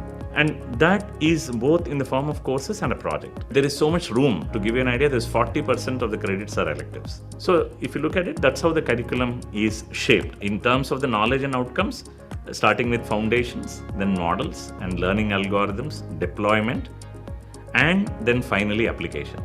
In fact, we are making sure that the students will look at the application aspect pretty seriously. They have to take courses from one of 2 core baskets, right? So one basket is all about the more traditional applications like language and vision and so on and so forth, and the other basket is on things like time series modeling and other kinds of more systems oriented like manufacturing systems or process control oriented applications of data science and AI. And there's also a course on introducing the principles of responsible design in AI in the final year. The program that we have developed, right, is designed from ground up to focus both on the fundamentals of AI and how would you build applications, a system-oriented design of AI as well. Since we are looking at the entire pipeline of AI design, I think this makes the program fairly unique. Our interface with the industry is very, very strong. So in terms of internship opportunities, in terms of the UG research opportunities, and so on, I think the students here have much brighter chances of getting a practical experience. The jobs that we are looking at is spread over all the way from fundamental research in labs like Google, Microsoft, Amazon, and so on, all the way to applied sector, to manufacturing, healthcare,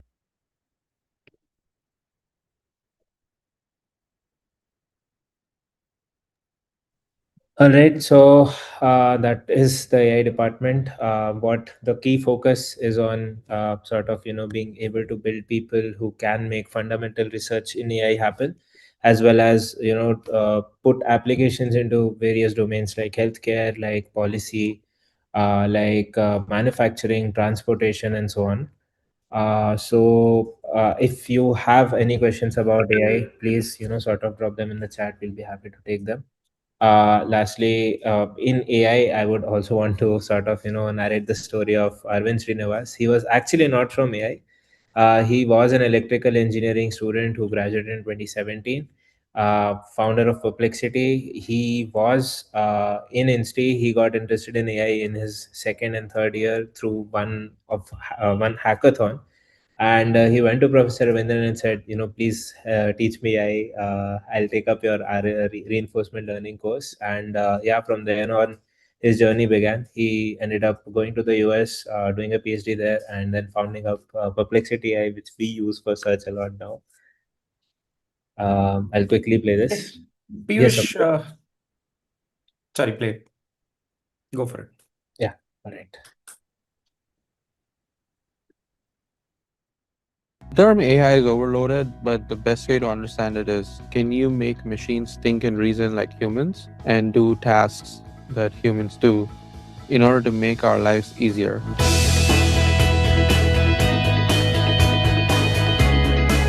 Because AI is all about collecting valuable data and using that data to further improve itself, setting up that data flywheel. So it's going to create a world where we can potentially build extremely valuable products and businesses with very few people, and each individual person is going to be a lot more empowered to achieve more than just like traditional jobs. And getting it to it sooner than later is in your interest, because that way you can be a part in shaping their future and also being part of the future. At one point, one of my hostel neighbors told me about a machine learning contest. So I spent like a whole weekend just trying to beat the score. I started like bottom of the table, and by the end of the thing, I came at the top. That was a lot of trial and error. There was no actual understanding of the algorithms on my end. But I wanted a proper, rigorous treatment for the course with all the math, and that's how I took the machine learning class in computer science department. Ravindran's done amazing research in RL with Andy Bardo, the founding father of reinforcement learning. And even today, like his work on MDP homomorphisms is considered like a good work that people are studying. The way academic system works is a reference letter from a professor who's had successful students in the past matters more than anything else, because they can at least calibrate you to their previous students that they've seen. Like computer science did not exist for a long time until it became a separate department. And now it is the most sought after department. At least like when I was starting at IIT, everybody wanted to be in computer science. And now I think that's what's going to happen to AI too. Like 10 years from now, whether the top ranked person in JE would want to be in AI, not even computer science, because it's even more focused on creating value. It would be amazing if the AI that's used by all the students within the campus is built by another student. And this part is also visible in the trends, because AI closed at 400 in 2024 and at 300 in 2023. So we can see the tide already shifting. In 2024, it was competing with electrical engineering. Now it is competing with computer science. Even in IIT Madras, it had closed right before computer science last year. So yeah, the tide is beginning to shift, guys. Please learn AI. Second, next, I mean, if you have any questions, please, we'll be happy to take them up in the chat. We will have Professor Jayantan from Maths Department joining us. Oh, he's already here. Hi, Professor Jayantan. Hello. Yes, so Professor Jayantan is joining us from the Maths Department at IIT Madras. We saw that you already had a lot of questions about the Maths Department. We'll take them up. Professor, I'll just screen share, and you could sort of talk a little bit about the Maths Department and why the need for a BS course now. Yeah. All right. Professor, while he shares the course, this is Amritash. I want to thank you for joining us today. I also want to say Maths is one of the OG departments at IIT Madras, and this is the first time we are offering a BTech course. So Not BTech, it's a BS course. I'm sorry. I should have said bachelor's. Yeah, BS course. So long time coming. Yeah, it's been so the Is the the motivation is NP. I mean the new education policy, where there is a gradual shift from 3-year BS courses across India, moving towards a 3-year BSc courses, moving towards a 4-year BS courses across India. You see that now that's kind of happening. I mean, in most of the states. We thought that's the right time that we should also start an undergraduate program. So we have kept our program in as mathematics program, because it's, there are too many math and computing programs. But then the fundamental, core subjects, there is also need for strengthening the core of mathematics among the undergraduate students. So that's the reason along with the applications in mind. So that's the reason we are starting this program now. Awesome. Professor, would you sort of, tell us what is the curriculum like? What Yeah. would students learn in their first, second, third, fourth year? Yeah. So our, the first year would be basic foundations, in the sense that we are, what is mathematics built on? We have a course called Foundations in Mathematics, which talks about sets and logic and so on. We also have basic one variable calculus, which partly have been done by students in their 12th. We do it in a more rigorous way here. After that, in the second, and then of course in the first year, there will be other science courses and some other common courses that are taken by all undergraduate students.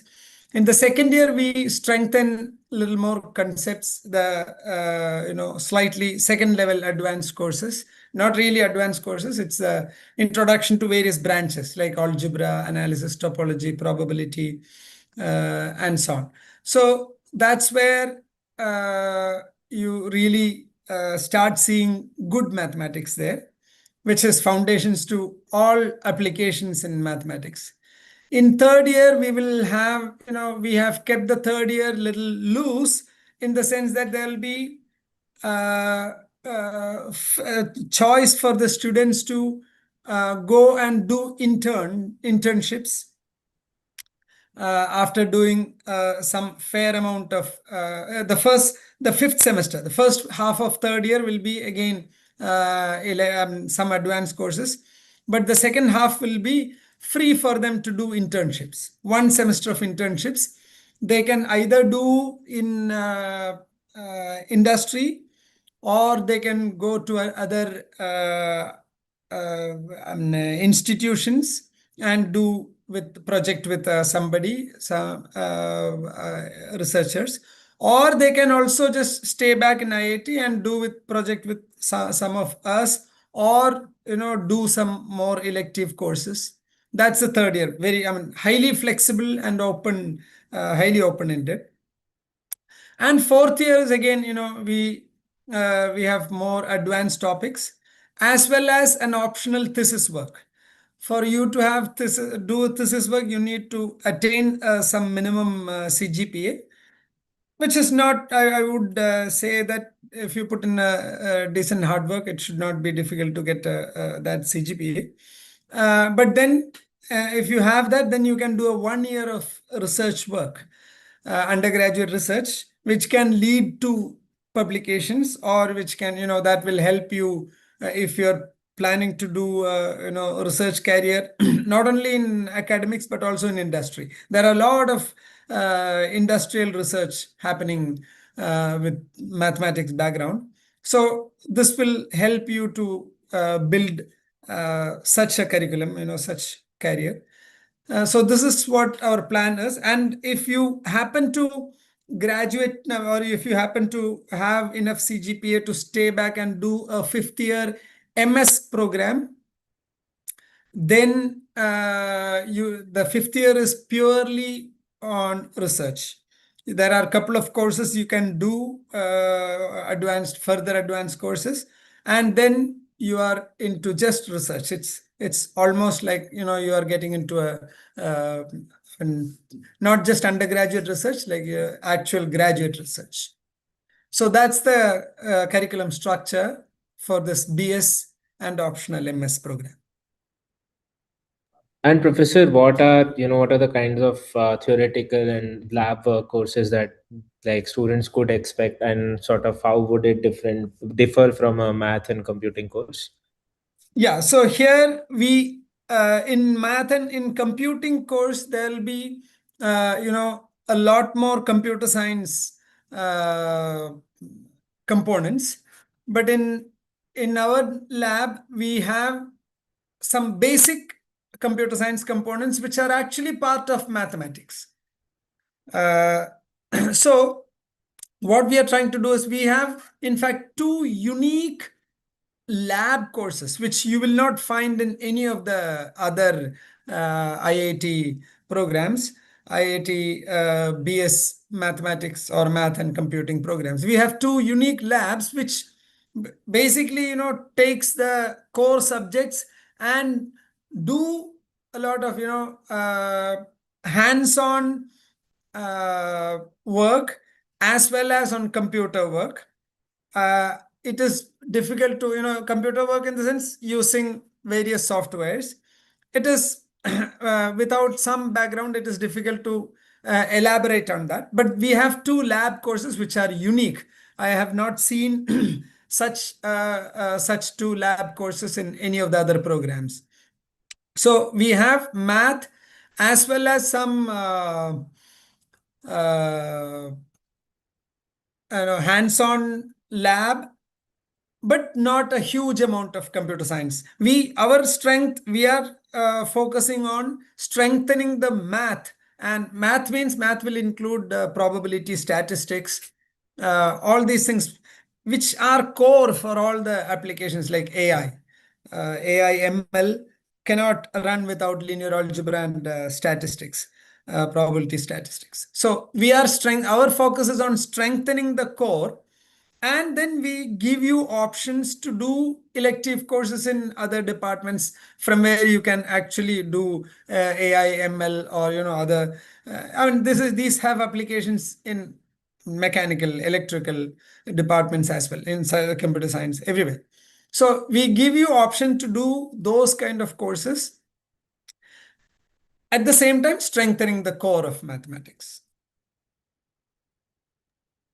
All right. And Professor, what sort of outcomes could people expect from a program like VS Maths? Yeah. So it's like I mean, one can expect to get into an industry, then one can expect to get to a MS program. So after BS, one can go for MS abroad, or even anywhere in India, or you can go for a PhD. In fact, this 4-year BS program prepares you to do a PhD right after the BS program. We have made the curriculum ensuring that you are well set to join a BS program in any of the reputed institutes across the world. So these are the options one has after doing our BS program. All right.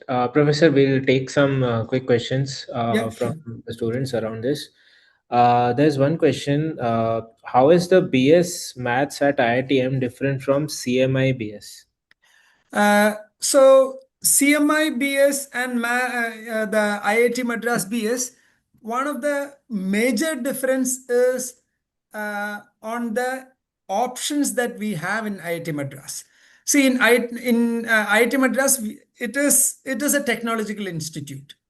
So once your core of math is strong, you can go and do a lot of application-based courses in other departments. As I said, in data science and AI department, in electrical engineering department, in computer science department, in mechanical engineering department, in physics department, you can do a lot of courses. So according to your interest, you have a lot more options compared to an institute like CMI. So that's a major difference. And Professor, how would say the elective opportunities and IIIDs and masters options differ Yes. within IIT Madras? Yeah, exactly. So which I forgot to mention. We have this program called IIID, Interdisciplinary department. Oh, sorry. Interdisciplinary dual degree program. Dual degree program. So yeah, so one can take courses in that, and so once you have, as I said, along with your core training, you also get training in, you can have a IIT branch in financial mathematics, or you can do in AI. So there are several of them which enables you to get expertise in all these hot branches, which you don't find in institute like CMI. Professor, there's one more question. How does BS Maths in IIT Madras differ from BTech Maths in IIT Delhi or IISc? Yeah, so as I said, in BTech, in IIT Delhi and IISc, they are BTech, they are mathematics and computing. So there they will have, equal focus on the computing part, while we focus more on the core mathematics. Like the kind of amount of mathematics training that one can get within our institute, that flexibility and that much freedom is not there in the BTech courses, because they have to do a lot of computing courses. So they cannot, for example, you cannot in IIT Madras, you can take a branch, a stream like algebra or analysis, and have a lot of courses. By the time you finish your BS Math, you would have done enough courses to directly join under somebody for research. I'm just talking about one pure math branch. This can be done for any applied math or, computing. In fact, you can do computing in the elective courses as well. There are enough computing related courses, but they are not, there in the core.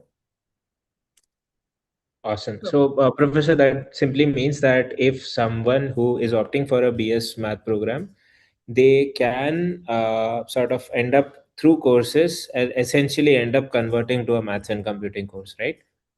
Yes. In a way. Yeah, in a way, yes. Degree will, of course, One still can, be if BS you Math. if one plans the electives. So we have a lot of department electives, and we have a lot of institute wide free electives. So if one plans it properly, one can end up as kind of equivalent to BS in math and computing. Awesome. Professor, there's one more question. Can BS Math evolve as evolve with an MTech, like using an IEEE program? Well, this is a BS degree. I don't know whether one can, evolve it to an MTech. One cannot, there is no, as of now, there is no direct jump from BS to MTech. That's a kind of institute-wide policy. So there we don't have that. But I don't know whether that will evolve later or not. Right now, we don't have that. Understood. Thank you, Professor. Are there any other questions, guys, about the BS Maths program? We'll wait for maybe 10-15 more seconds, and then we can sort of move on to the next block.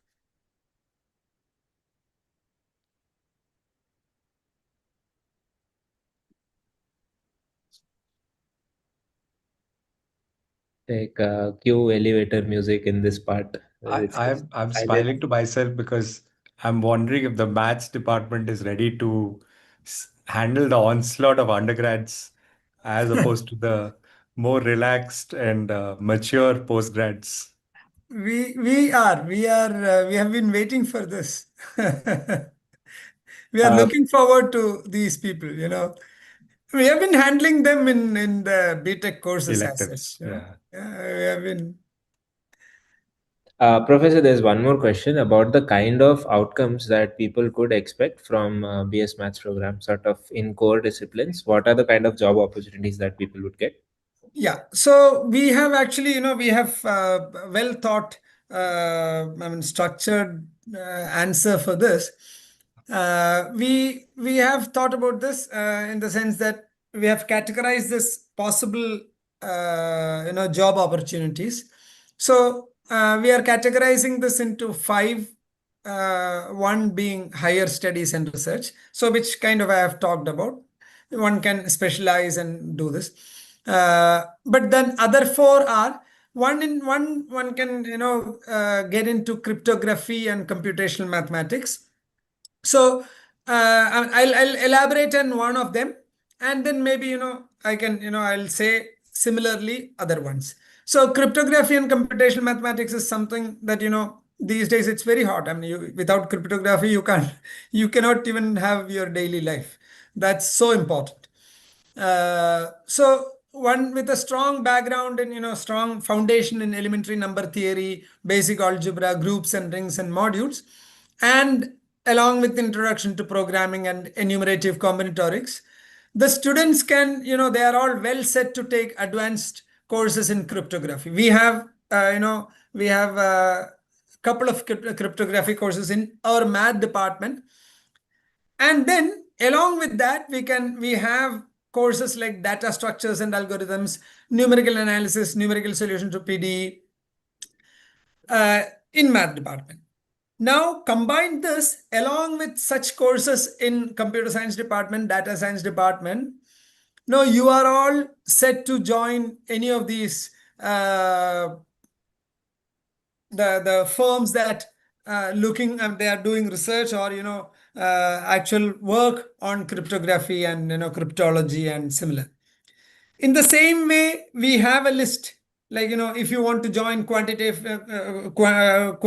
finance and financial engineering side, again you need to have some basic math like probability and analysis and measure theory, some differential equations. This will create a strong foundation, and then you can do math finance course which we run every year, stochastic calculus for finance, and then take couple of finance related courses in the management of department of management studies, and you are all set to compete with everyone else to do. In fact, one will have stronger math background to compete with others to join a quantitative finance or financial engineering firm. Similarly, data science and analytics and AI enabled industries, or manufacturing operations and quality engineering. We have created a list of courses that they can take, and then possibly look for some courses in other allied departments so that they can join these industries. So we have such a strong plan which the students can utilize. All right. Professor, there's one more question about the kind of academic rigor that students can expect with the program. They've referenced to the perception of electrical at IITM being a very heavy and very rigorous course. How is the maths program expected to be? Well, yeah, this is a very difficult question to answer because it's it's more perception based. But then we will the first year courses will have less rigor in the sense that you are at a BSc, I mean just crossed your 12th. So at that time we will introduce you kind of some slightly more than what is arithmetic, slightly more than what you have been doing in 12th. But once you are in your second year onwards, it will be more rigorous. Mathematics, you cannot learn mathematics without being rigorous. So that compromise we cannot make. We'll be doing it in a rigorous way from the second year onwards. That's how we have to introduce our courses in, for example, algebra, analysis, topology. There has to be rigor. So the course will be rigorous.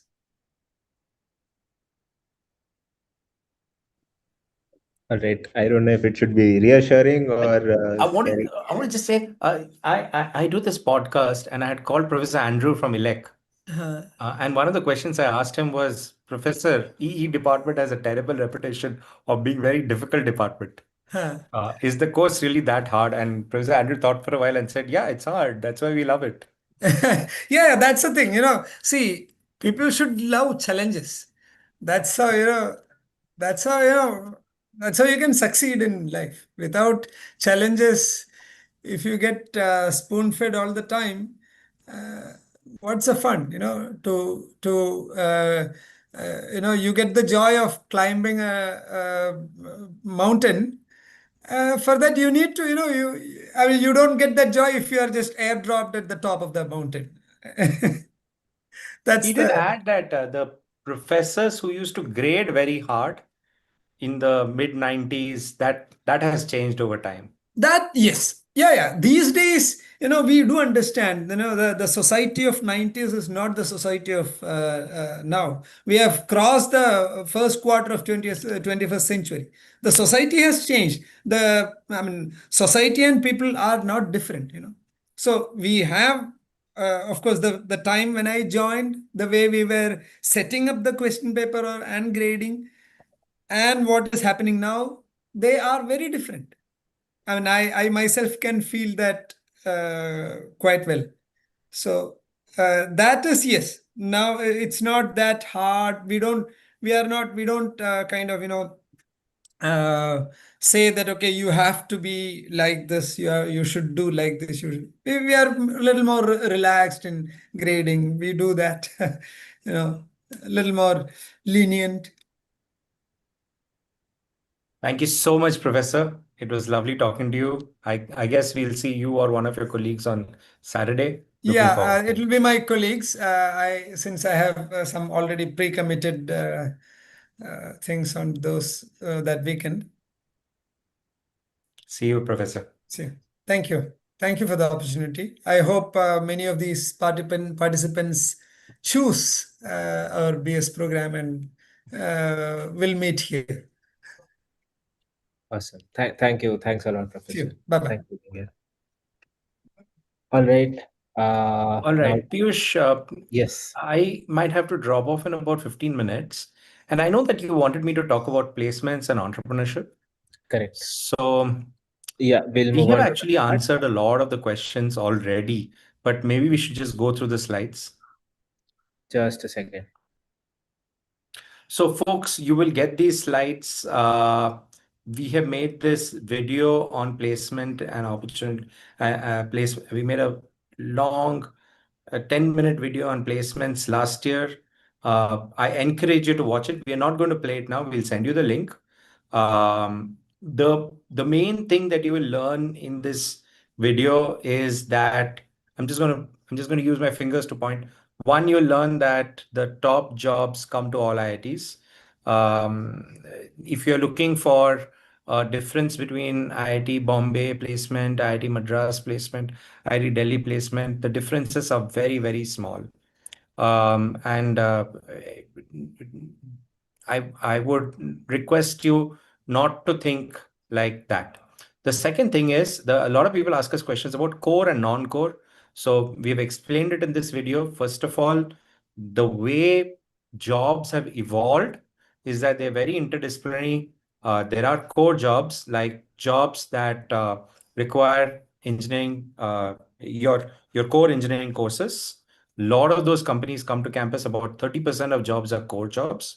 About 30% are software, product, finance, and some are consulting, some are banking, and so on. So it's a 30-30-30 slice, 1/3 core, 1/3 software, 1/3 others. Sometimes you'll have questions like, "Ooh, one event I was there and some student got up and said, 'Does JP Morgan come?'"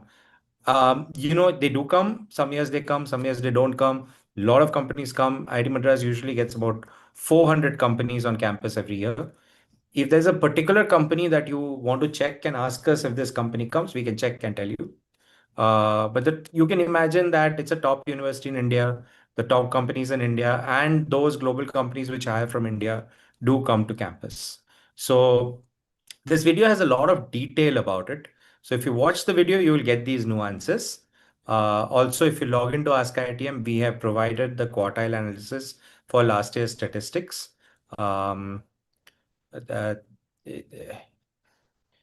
If you can log in, Piyush. I am logged in. Yeah. So on the right hand side, there's placement data. Yeah. Yeah. 1 second. Yeah. It's not loading for me. No, on the left hand side. I'm so sorry. On the left hand side. If you go to my account, on the left hand side. All right. Yeah. Over here. So this tells you I mean, you're all JE students, so I don't want to explain to you and spoon feed you on what quartile charts mean. I hope you understand it. But for all departments, we have given, can you go down a bit? We've given you the P25, the median, the P75, and the max. You'll notice that the max last year was aerospace. A student from there, it's not an aerospace job, it's a quant job. Students from each department are allowed to sit for jobs that are not in their department. They can sit for it, but you have to have taken those courses to be able to successfully get that job. So if I'm a mechanical engineer and I'm trying to sit for, say, a job from a bank, like a JP Morgan, or a consulting firm like McKinsey, I must be able to cross that interview. Just because I'm allowed doesn't mean I will get that job. So what students do is in their coursework, they take courses from all departments. They take courses that broaden their sort of their resume, so that by the time they get to placements, they can apply for more and more companies. Having said that, there will always be some companies which will only take from some departments. For example, an oil and gas company like Shell will prefer to take from chemical engineering or naval architecture, depending on the job role. The world's largest foundry, semiconductor foundry, it's a company called TSMC, one of the world's largest semiconductor companies, or NVIDIA, both hire from IIT Madras, but they only hire from the VLSI students, which is a subset of the computer science students. So very specific jobs require very specific degrees. But broadly, the more generic jobs, everybody can apply. And if you qualify, you can get that job. And it routinely happens. It's not an exception. It is the norm. The norm is for students to actually branch out of their branches. Piyush and I are both smiling because both of us have branched out from our original courses. I started as a mechanical engineer. My first job was in a factory and I moved out. Piyush's first job was in product management and he moved out. About 20% of the department goes abroad for higher studies. You know the process. You have to give GRE. You have to apply to each university. Here, the process is same for all Indians in any university. What is unique about IIT Madras is that, and this is not something that IIT Madras has done, but it's part of the culture of IIT Madras, is that in the pre-final year, the students who want to go abroad form these app groups. They form informal groups and help each other in applying to the right university, getting the right backing from the professor, and so on. So if you ask us what is different between applying abroad from other universities to IIT Madras, the one thing is that it's easier on you.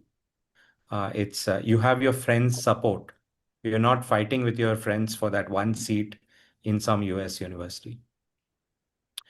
Okay, so that's, again, we'll send you the presentation. The presentation has some videos. I'm just rushing through it because we have taken more time with Professor Pratap and now we are trying to catch up.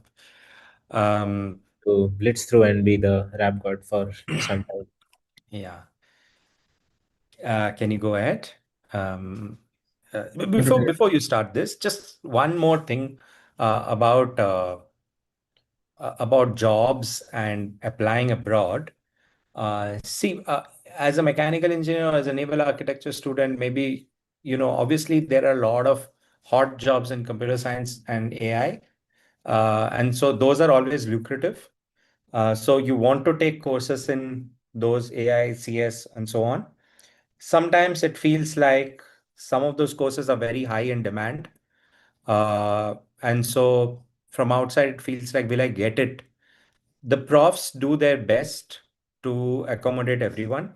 Data science, which is the most sought after course in IIT Madras, is offered multiple times in both semesters. Multiple profs offer it. You know, the profs do their best to give as much opportunity for more students to take it. But yes, it does happen that some very popular courses you might miss out on. But there are other popular courses. There's no paucity, there's no restriction. They're just from outside IIT, it may feel like, what if I don't get? What if I didn't get?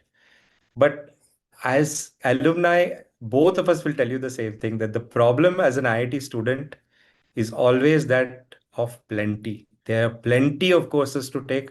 There are plenty of internships to apply for. There are plenty of jobs to do. And always you feel like, oh, I could do this. Oh, I could do that. Oh, I could do this. And all of them are always open.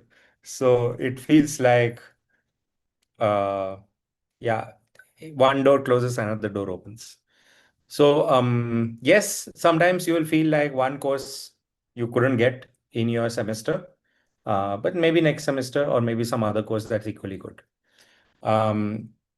Related to this, people also need to be told that sometimes the opposite happens, where you really want to take a course and nobody is taking that course. So you end up being in a class of 5 people, 10 people. I have been in those courses where I really wanted to take a course and it's just 7 people, 8 people who are taking the course. So that also happens. Okay. I hope I have answered the broad questions around placements, but please watch that video. We have taken a lot of effort. In that 10-minute video, we have condensed 4 years of questions into 10 minutes, and it was great reception last year. A lot of people came and told us our questions were answered. We understand it now, and so on. So watch it and ask questions after that. I want to talk about entrepreneurship. The next slide. In entrepreneurship, the idea is, of course, that it's a startup wave across the country and maybe across the world. So how can an institute support that? So there are two things here. One is that from a cultural point of view, we encourage people to take risks, people to try things, and people to fail. Many startups fail, and it's perfectly okay. As a community, we encourage startups to fail. I am part of many startup groups from IIT Madras.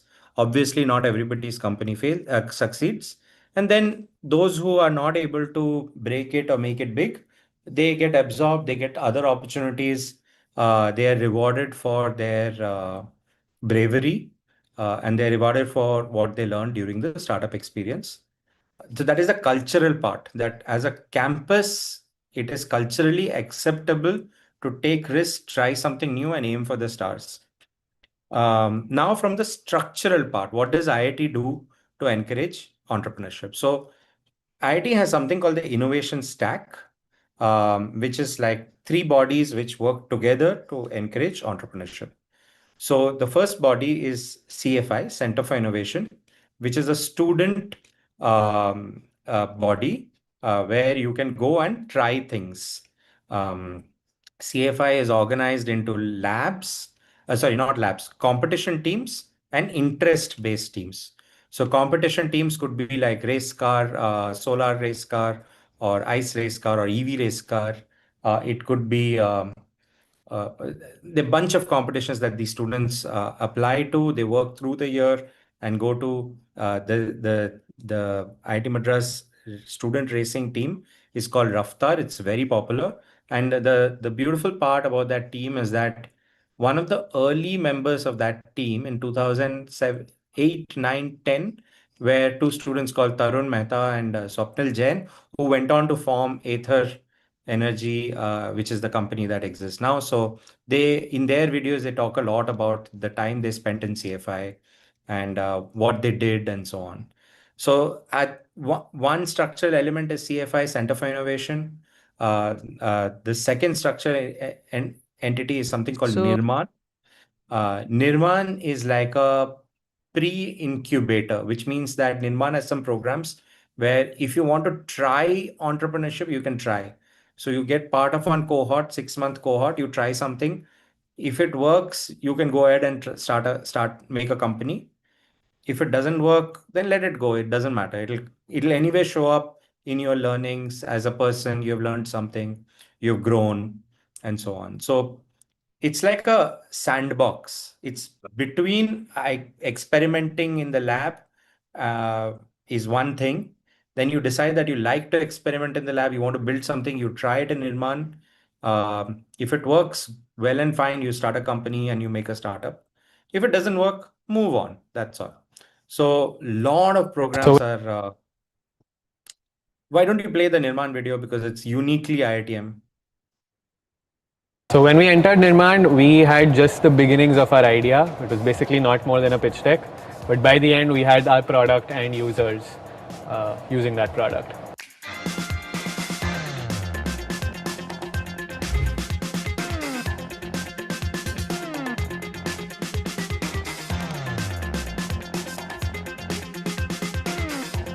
I think, sorry, Piyush. As a young entrepreneur, you are.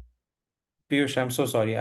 We'll anyway send the deck, so they'll have the Right. videos. I also realized that it's a 5-minute long video. Those 5 minutes are very precious right now. We have to blitz through. Yeah. And the third structure element is the incubation center, which sits in the research park next to IIT in Chennai. And once you are done, you are ready to start your company, you can get incubated, you can get space, you can get some money. The entire alumni network of IIT Madras will back you up. So that is the structure that has happened. There are more than 100 companies that were incubated last year. If you ask me what is the difference between entrepreneurship culture in different IITs, so one is the structural support that we get from campus, the cultural and structural support. And the second is that startups from IIT Madras tend to be a little more deep tech, little less consumer. I'll come to it, Piyush. So, but what I mean by little more deep tech and little less consumer is that you will find lesser internet companies, lesser Zepto, Swiggy, etc. Although one of Swiggy's co-founder is IIT Madras alumnus, so I don't want to demean him, but you will find a lot of energy, AI. Sarvam, for example, is a IIT Madras startup. A lot of rockets, a lot of satellites. I was talking to someone, they are building a startup around a sensor technology that they have developed, which works in steel plants at 900,000 degrees centigrade, which is something that they are unique in the world. So you will find, I was talking to a student who's graduating this year, and I was asking him, he has a job in hand, and I was talking to him 2 days back about what he's going to do, and he's saying that, you know what, I'm thinking of staying back in campus and working on membranes used in hydrogen fuel cells. So the color of IIT Madras startups is more technology, deep technology, deep science related. So that's one difference you'll find. I'm not demeaning the other IITs. They're all doing their best with the resources that we have been given. But this is the state at IIT Madras. One more thing that you get is the deferred placement. If you're a student and you are doing a startup, and in your fourth year, when you can sit for placements, you can inform the placement team that I'm trying to do a startup. If your startup doesn't succeed, you can sit for placements in the next year. So that's a little bit of a safety net. One or two people have used it. Mostly entrepreneurs can figure life on their own. They don't need that much of institute support, but institute does support it, and institute is glad to support it. Does the institute support patents? Institute has an IP cell, helps you register the patent. It helps you with the entire process. The IP transfer cell, it's about 10 years old now, so it's amazing. They registered, I think, 400 plus patents in the last year. both from actually, the patents come from labs and departments. So sometimes there's a student name attached to it. Sometimes there's a prof name attached to it. Depends. After they help you register the patent belongs to IIT because it was done at IIT, and then it's licensed back to you so that you can commercialize it. Okay, so that is broadly the structure. This video is about the research park, which is next to IIT. Again, I'll encourage you to see the video. Not playing it now because we want to spend some time talking about our beautiful campus, which is the reason we want to finish this section by 7:30 so that we have some time talking about the campus of IIT Madras. With that, Piyush, I'll hand over. You will get a recording of this. You will get the presentation. You will get all the links. You will get the questions and the answers from the chat box. All of it will be sent to you on your email tomorrow.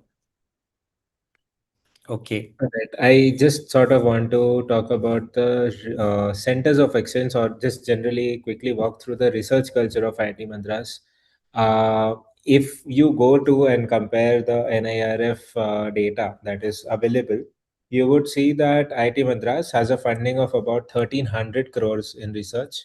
The next IIT, that is IIT Bombay, has about 700. So it's almost double. And this section sort of talks about where that double money goes.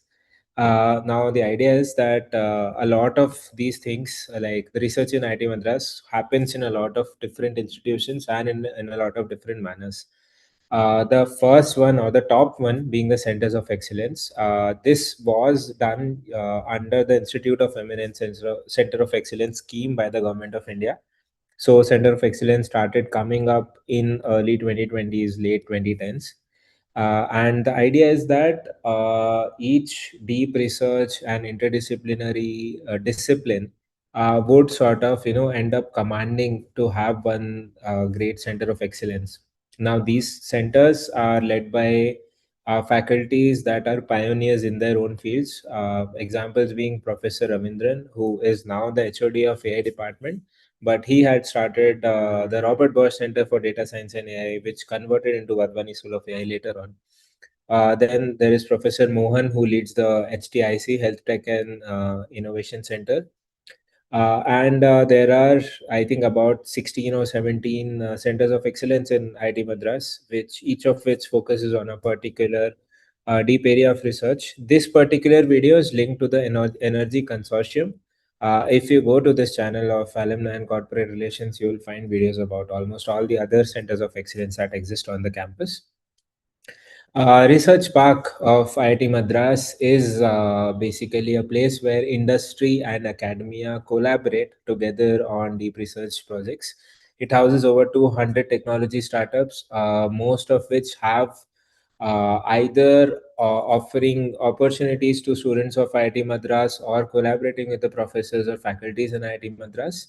Uh, it's a 1.2 million square foot campus. Matlab, we work in a deep tech marketing company, so a lot of our clients are also in the research park of IIT Madras. And I would encourage you, whenever you are visiting IIT Madras, or if you end up being in IIT Madras, I think the first week itself you should just go to research park and hang out for the whole day. I think it'll be less of a time because there's just so much to explore there. We'll again sort of blitz through, and now let's talk about, let's keep academia, let's keep opportunities, and let's keep all these things aside. Let's talk about what you'll do in your spare time. What will you do to build your character, to build upon your interests in IIT Madras? We will skip this video, but generally, the life at IIT Madras in terms of what people do outside is divided into 4 or 5 things. One is sports, then there is culturals, then there is something called positions of responsibilities. This is about culturals. So think about any performative thing, or think about anything that you were doing in your time, say before preparing for J. It could be singing, it could be dancing. I was a part of the filmmaking club called ITM TV in my time. Mrityunjay himself was also a part of ITM TV. We were making films. So, yeah, I mean, there's like 15, 17 cultural clubs. Apart from this, there's a club called Nova, which takes up the job of creating new clubs. So in my time, Nova was basically the cooking club because they were building up the cooking club at that time. Apart from this, of course, you can attend different things like Shastra, Sarang, and be a part of C5 and competitive teams. Next up is the sports section. IIT Madras now has 24 general championships in inter IIT sports meet. Basically, think of any sport. Most likely, you will find it here. In terms of amenities, we have the Camp Plus cricket ground where even like sometimes the Chennai Super Kings team or Tamil Nadu Ranji team comes and practices. We have an Olympic size swimming pool, yada yada yada. So you understand that it's a huge ecosystem for people who are interested in sports. Next is like the inter-hostel culture of IIT Madras, something you will not think about too much now, but you will end up being embroiled in your whole time in the campus. Basically, this is what sort of inculcates camaraderie among the students. There are inter-hostel tech, inter-hostel sports, and inter-hostel cultural events. And not to brag, but when I was in my third year, my hostel ended up winning the Litsoc, which is the inter-hostel culturals. And yeah, I mean, I was an active member there.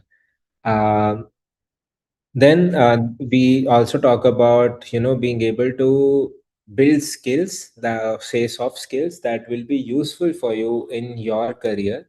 This people do through positions of responsibilities. This is by being a part of the student legislative council, say by contesting for elections, or even being in the teams that that are being run by the secretaries who contest for elections. Additionally, you could be a part of Shastra or Sarang, which are the technical and cultural fests, or you could end up being a part of E-Cell, which is the entrepreneurship cell, so on and so forth. Yeah, so there's just a plethora of things to do in terms of being able to take up positions of responsibilities. Students from their second year onwards usually end up being a part of one, two, or three clubs like that. Lastly, now let's sort of talk about the campus of IIT Madras. It's a beautiful 600-acre campus. We share our campus with deer, with monkey, with black bucks, with some cats, and about over 100 species of different birds. You have 21 hostels. There are 15 for men and 6 for women. You could read the rest of the content on the slides. But yeah, it includes, of course, it includes sports amenities. Uh, the campus is fully green, so we are not permitted to allow vehicles for bachelor students. But you could use a bus or you could end up walking around the campus. Now, there's a common question that would the Chennai heat be really bad? The answer is Chennai heat is, of course, very strong. But because the campus has so much vegetation, the number of trees makes it easier for students to walk around the campus, to be in the campus. The campus is generally 2 to 3 degrees cooler than outside. Plus, it has a lot of shade. I think I can play this video. So fun in IIT Madras is majorly about the people. So like the friends I got to make, so every day with them is such a fun experience. Be it just in hostel, be it just going to the rooms having Maggie. That's a whole different thing. Hello, my name is Nikita and I'm pursuing metallurgy and material science engineering. So I joined in the year 2021 and I'm from Chennai. Okay, a lot of seniors have been helping me through how to go about it, like how to proceed and everything. The case competitions and all that, like they introduced me to that space, like what all could be done in the future years. And they also told me about this 180 DC thing that's in IIT Madras. So that's the consulting company that's like operating in IIT Madras. So I got the opportunity to be part of it, and it's been a really great experience. Like being with like-minded people who are as well interested in consulting and interacting with them, getting to know how to go about it. That's all very exciting.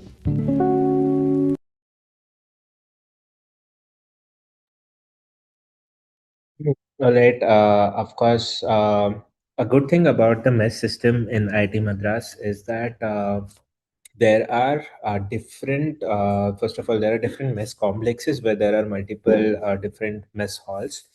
And students at the end of each month, they get to pick which mess hall they would want to go to. So if you are, say, bored of eating North Indian food for about a month, you can switch and go back to go to eating at a South Indian mess, and sort of explore different dishes there. Apart from this, we also have a food court at IIT Madras where students sort of learn how to budget well, and sort of use coupons to buy different sorts of meals. Yeah, you could watch this video. It'll have some information about the mess system. Then there is, of course, the Library of IIT Madras. It's a five-floor library, about 3 million books.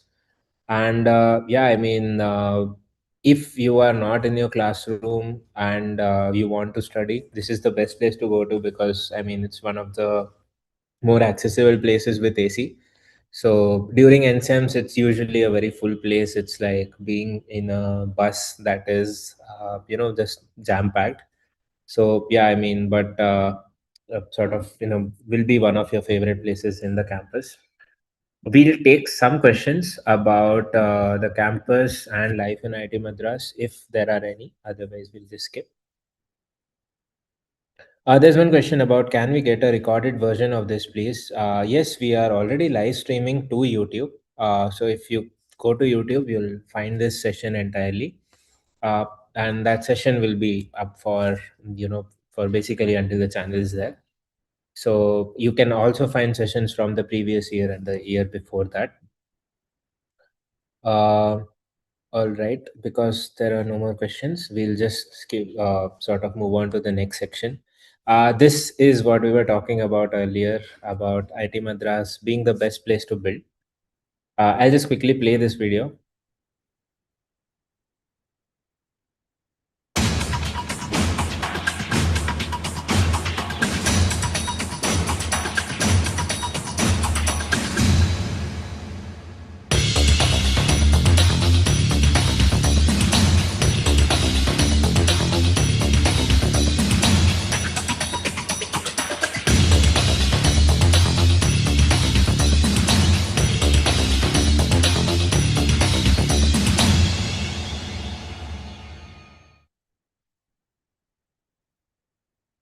We've already spoken about the Center for Innovation. Now, some of you who will be coming to the campus on June 6th and 7th, they'll also get to visit the Center for Innovation and interact with some of the student bodies that are working there. But the idea, but the idea behind, I'll just take some water.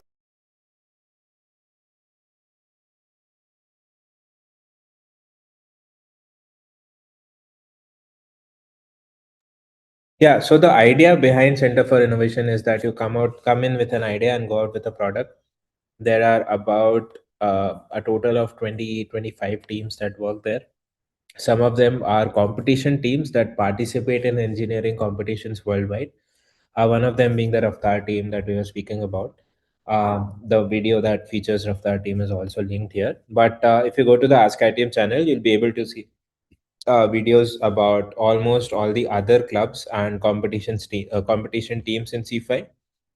We also do this thing on Best Place to Build podcast, where we have certain competition teams over talking about their work and what are the competitions that they are participating in. How do they build a Mars rover? How do they build a solar operated car? How do they build an EV formula car? So on and so forth. Some of the stats are mentioned here. I'll just move on to the next one. Next is, I think the next is Nirman, which we already spoke about. I think I'll not spend any more time on this.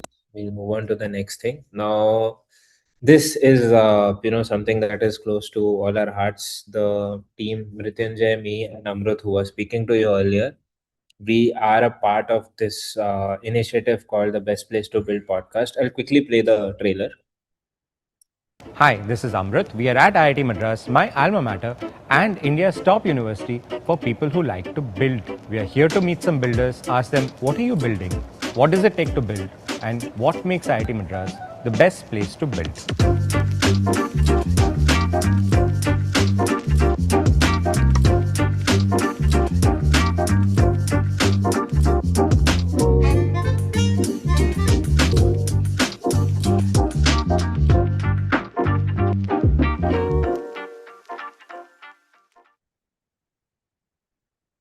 All right, there's one more podcast that we'd like to talk to you about. This is by Professor Mahesh Panchangula, who is a professor in the Department of Mechanical Engineering, as well as former Dean of Alumni and Corporate Relations of IIT Madras.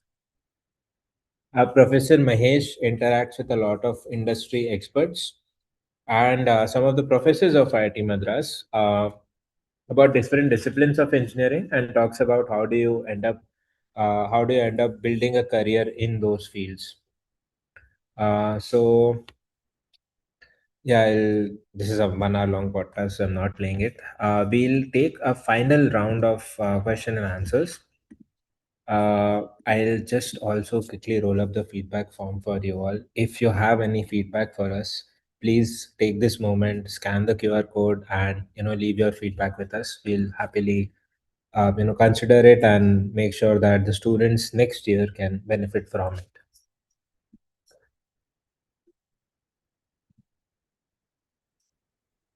I would like to reiterate this fact that each student is unique, and a campus like IIT Madras helps them explore who they are, explore their interests, and go on this journey of self-discovery.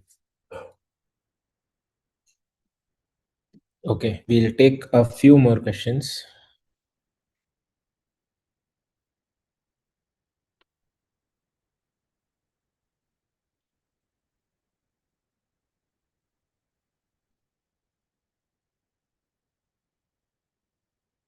Okay. What is the holiday structure? Is it possible to take a week-long leave? The answer is it is theoretically possible. The idea is that earlier, matlab, in my time, there used to be an 85% attendance criteria. Aditi, Nandini, what is the criteria now? What is the attendance criteria now? Has it So been it fully depends. removed, or is it down Yeah, to 75 or something? it's down to 75 now. Awesome. So 75% attendance ideally means that in a semester long period, you will be able to miss about 6 to 8 classes.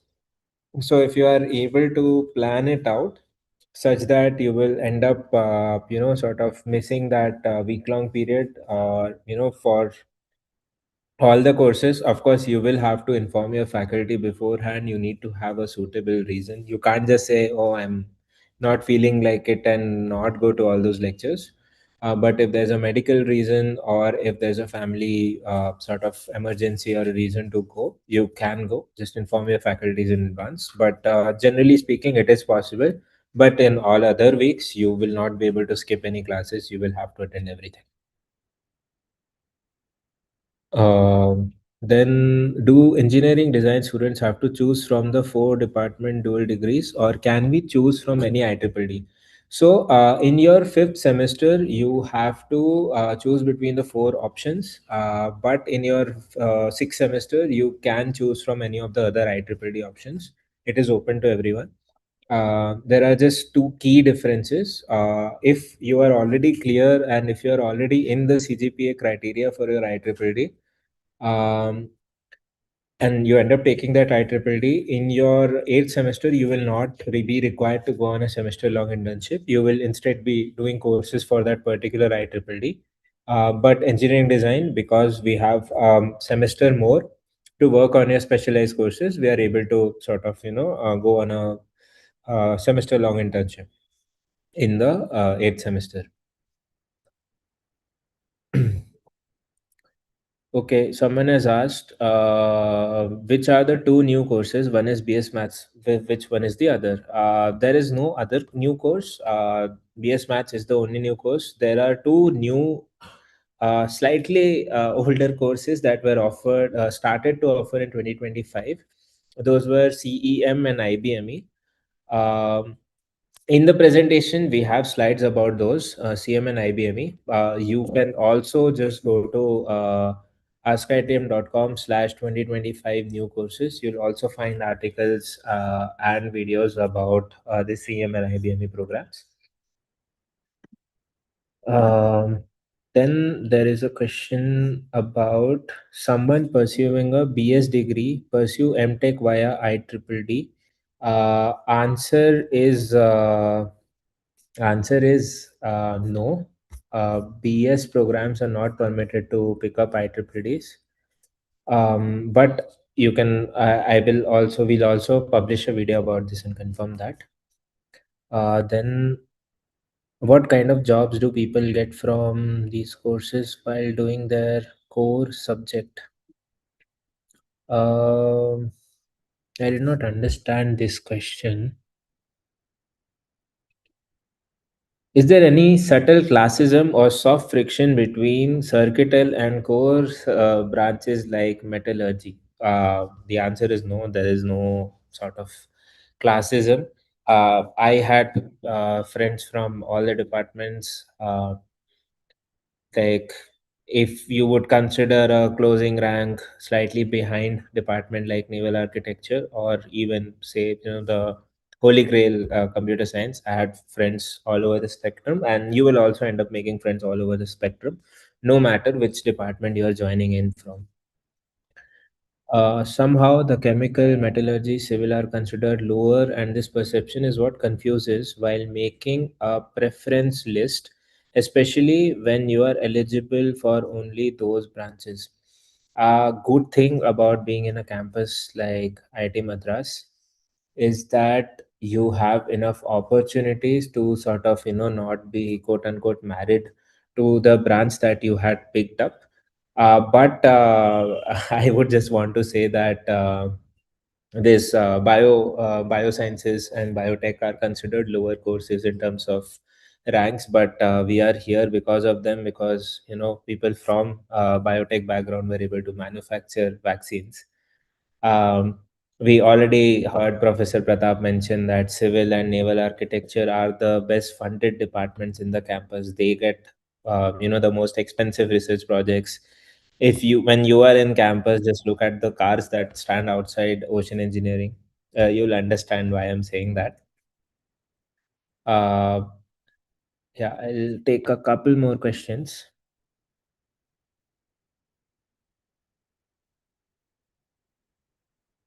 Hi Piyush, just a clarification. Yes, Aditi. BS students who are like here to JOSA, BS Physics, Biological Sciences, they are Right. eligible for IEEE. Oh, awesome. I am so sorry, guys. I'll just sort of reiterate my, go back on my statement. As Aditi clarified, students who enter through JOSA for BS programs like BS Physics, BS Biosciences, and BS Mathematics will be able to take IEEE programs like Nanotech, like Tech MBA, so on and so forth. Okay, there's one question. IIT Madras Ocean Engineering, or IIT Madras Metallurgy, or IIT KGP Manufacturing Sciences, or IIT Kanpur Civil? I'm so sorry, but you will have to make that call yourself. We, however, are happy to provide you the information that is needed. In terms of options and opportunities, of course, the names themselves clarify. But ocean engineering is a pretty highly sought after field in certain areas. Same applies for metallurgy. But yeah, I mean, you'll have to make that call for yourself. We are not here to provide that sort of information. This session has been an eye opener for parents like me who had a very different perception about the non circuital branches at IIT as compared to BITS Pilani CSE. I would like to thank all of you for the voluntary work and that you are doing around this extremely valuable session. Thank you so much, sir.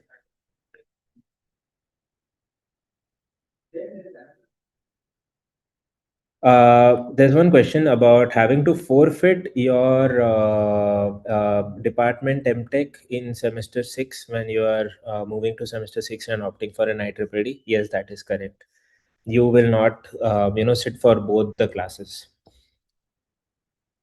Are all the IITs a team, or is there friendly competition against each other? Yeah, all IITs operate autonomously, but there are certain groups and forums where people from all IITs gather together. Like there's Pan IIT Alumni Association, which meets every year, and there's a foundation that they have along with it, which works on sort of providing education and livelihood opportunities to the impoverished.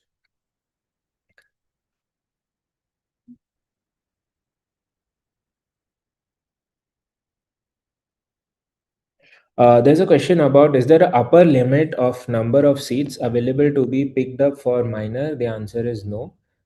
Because what happens is that each course has its own limits every semester. So in 2026 even semester, uh, there would be about 70 seats offered by graph theory course. So I mean 70 students can do it then, but say in the next semester or next to next semester you can take up, or someone else can take it up. So you have to do 4 courses in your entire institute period, and say by your pre-final semester or your final semester you could submit your list of courses and get a minor then.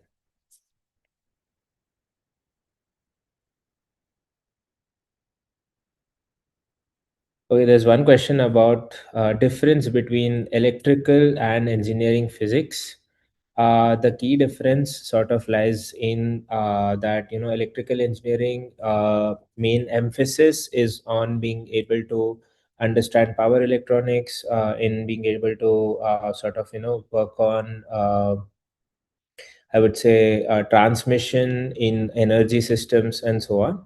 Engineering physics is a slightly more niche branch where it focus and slightly more interdisciplinary branch where it focuses on things like quantum computing and nanotechnology and things like that.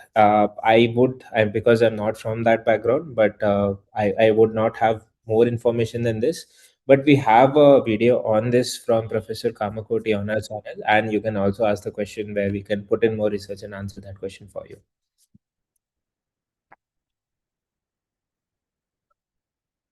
What is the difference between mechanical and aerospace engineering?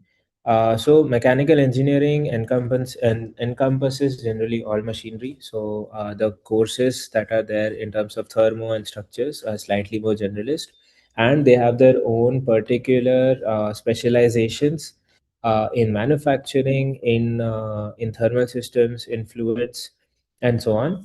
However, Aero is, of course, particularly focused on being able to make people fly and send them to space. So the courses revolved around flight dynamics. So if in mechanical you will have a dynamics course, the same course will be flight oriented in aerospace. So I would say the techniques required to be a specialist aero engineer will require you to take up aerospace and not just take up mechanical with just a couple of aero courses.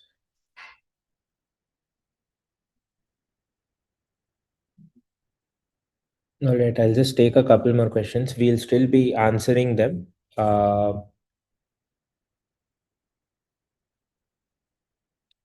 Is CGPA the only criteria for any IEEE, or do you need to be from a particular branch to pursue IEEE in some other particular branch?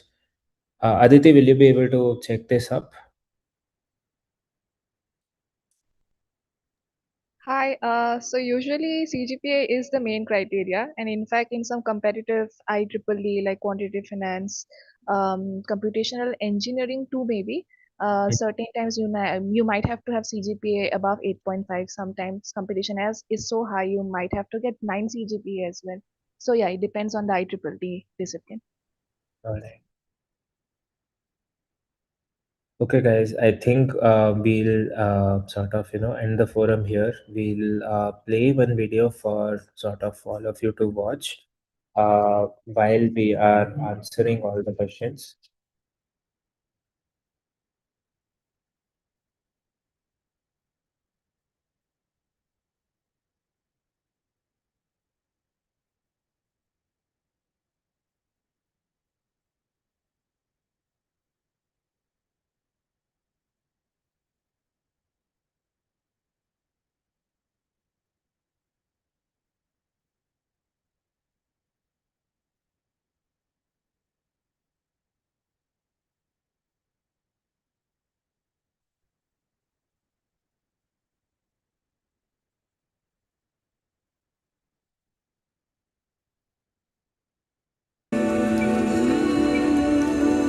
It may not seem like it, but this is Chennai. Located in this forest is an institution that has contributed so greatly to India's intellectual capacity that it is almost impossible to fully comprehend its impact on the world. The Indian Institute of Technology, Madras, is one of the premier universities of India, nurturing some of the brightest minds of the country and molding them into the world's most innovative technologists.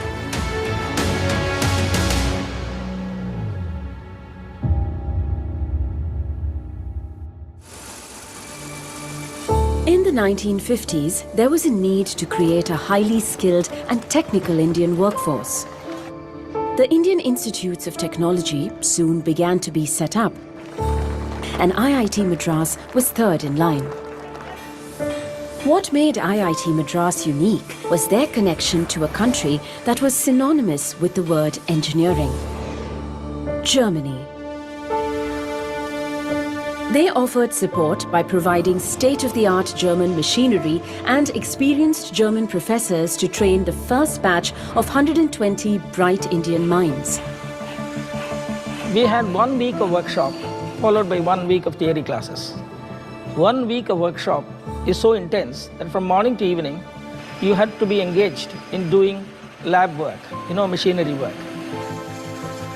Unlike other universities of the day, the significant amount of time spent in practical work cemented their learnings from the classroom.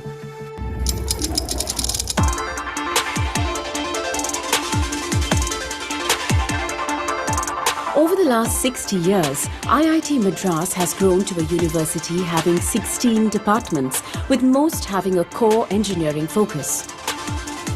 The students at IIT Madras come from all over India and the world. They are thrust into a highly challenging study environment with regular classes and work assignments that constantly challenge them. The university is equipped with state-of-the-art equipment that helps students gain experience on industry-standard technology and keep them on the cutting edge of innovation. What makes IIT Madras unique is their focus on applied research. 37 centers of excellence give opportunities for students to pursue research in an area of their interest as they study. An interdisciplinary environment pushes students to think beyond just their selected academic courses and broadens their perspectives.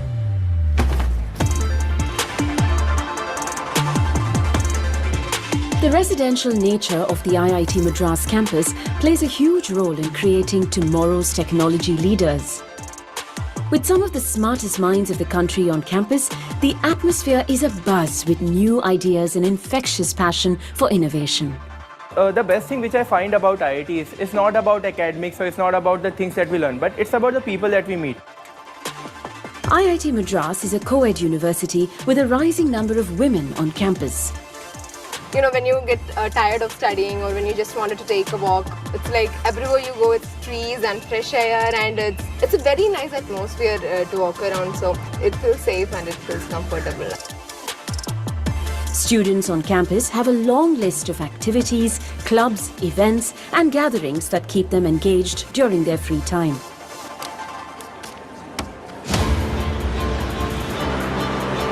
IIT Madras is located in the heart of Chennai, one of the 6 most populated cities in India.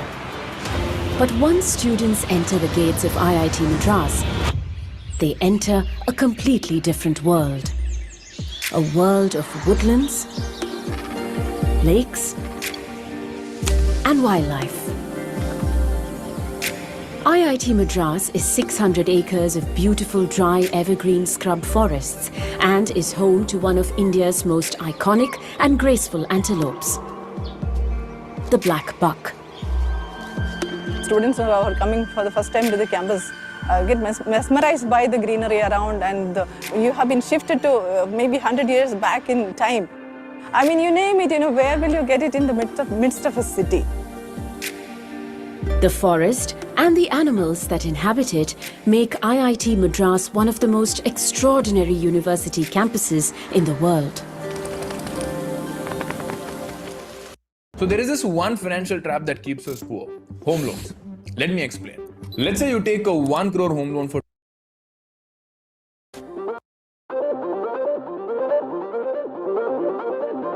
So we started the first phase when I was director. We completed the first phase in 2010. And now the second phase has been completed also. Since then, when Bhaskar took over as director, he's completed second phase.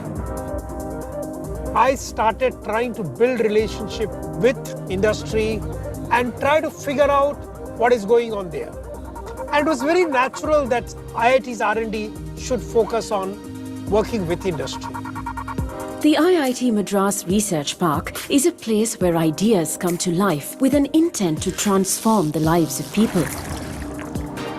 It has currently helped launch a number of innovative companies to go from prototype to product. These companies have gone on to become pathbreakers in their respective fields. Tayur campus is a 250-acre campus in which we are planning to set up a lot of new exploratory, large-scale, high-impact projects.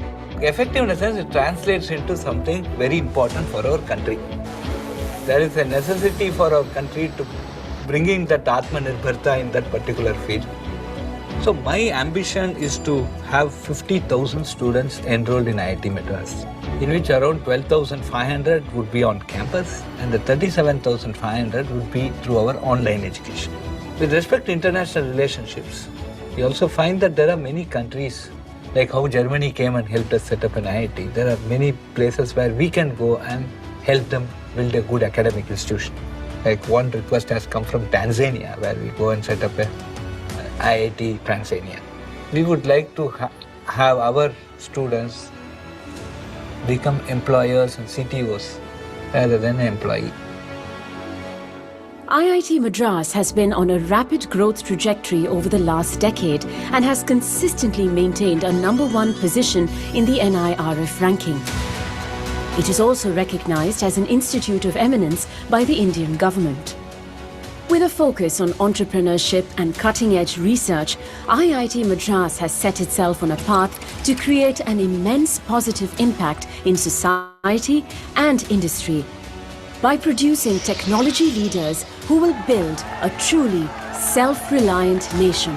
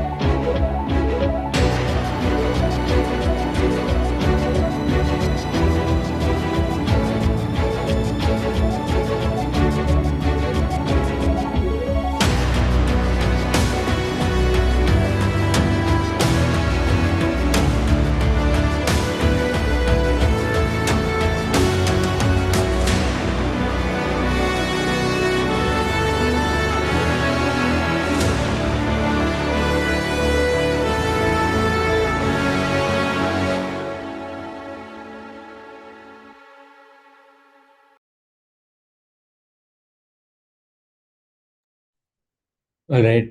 Thank you, everyone. Demo day online event has come to a close. We'll see you again in Bangalore tomorrow, in Hyderabad day after tomorrow, and in Chennai on June 6th and 7th. please make decisions wisely. And whatever doubts you have, please leave your questions to askitim.com. We'll happily clarify them. We hope to see you on campus. And yeah, I think that's all. I'll be signing off now. But because there are certain questions that are unanswered, we'll be answering them and we'll finish off. Yeah, I think that's all. Some of the questions might still get overlooked, so please, come on askitim.com and ask your questions there. Thank you so much. Have a great day.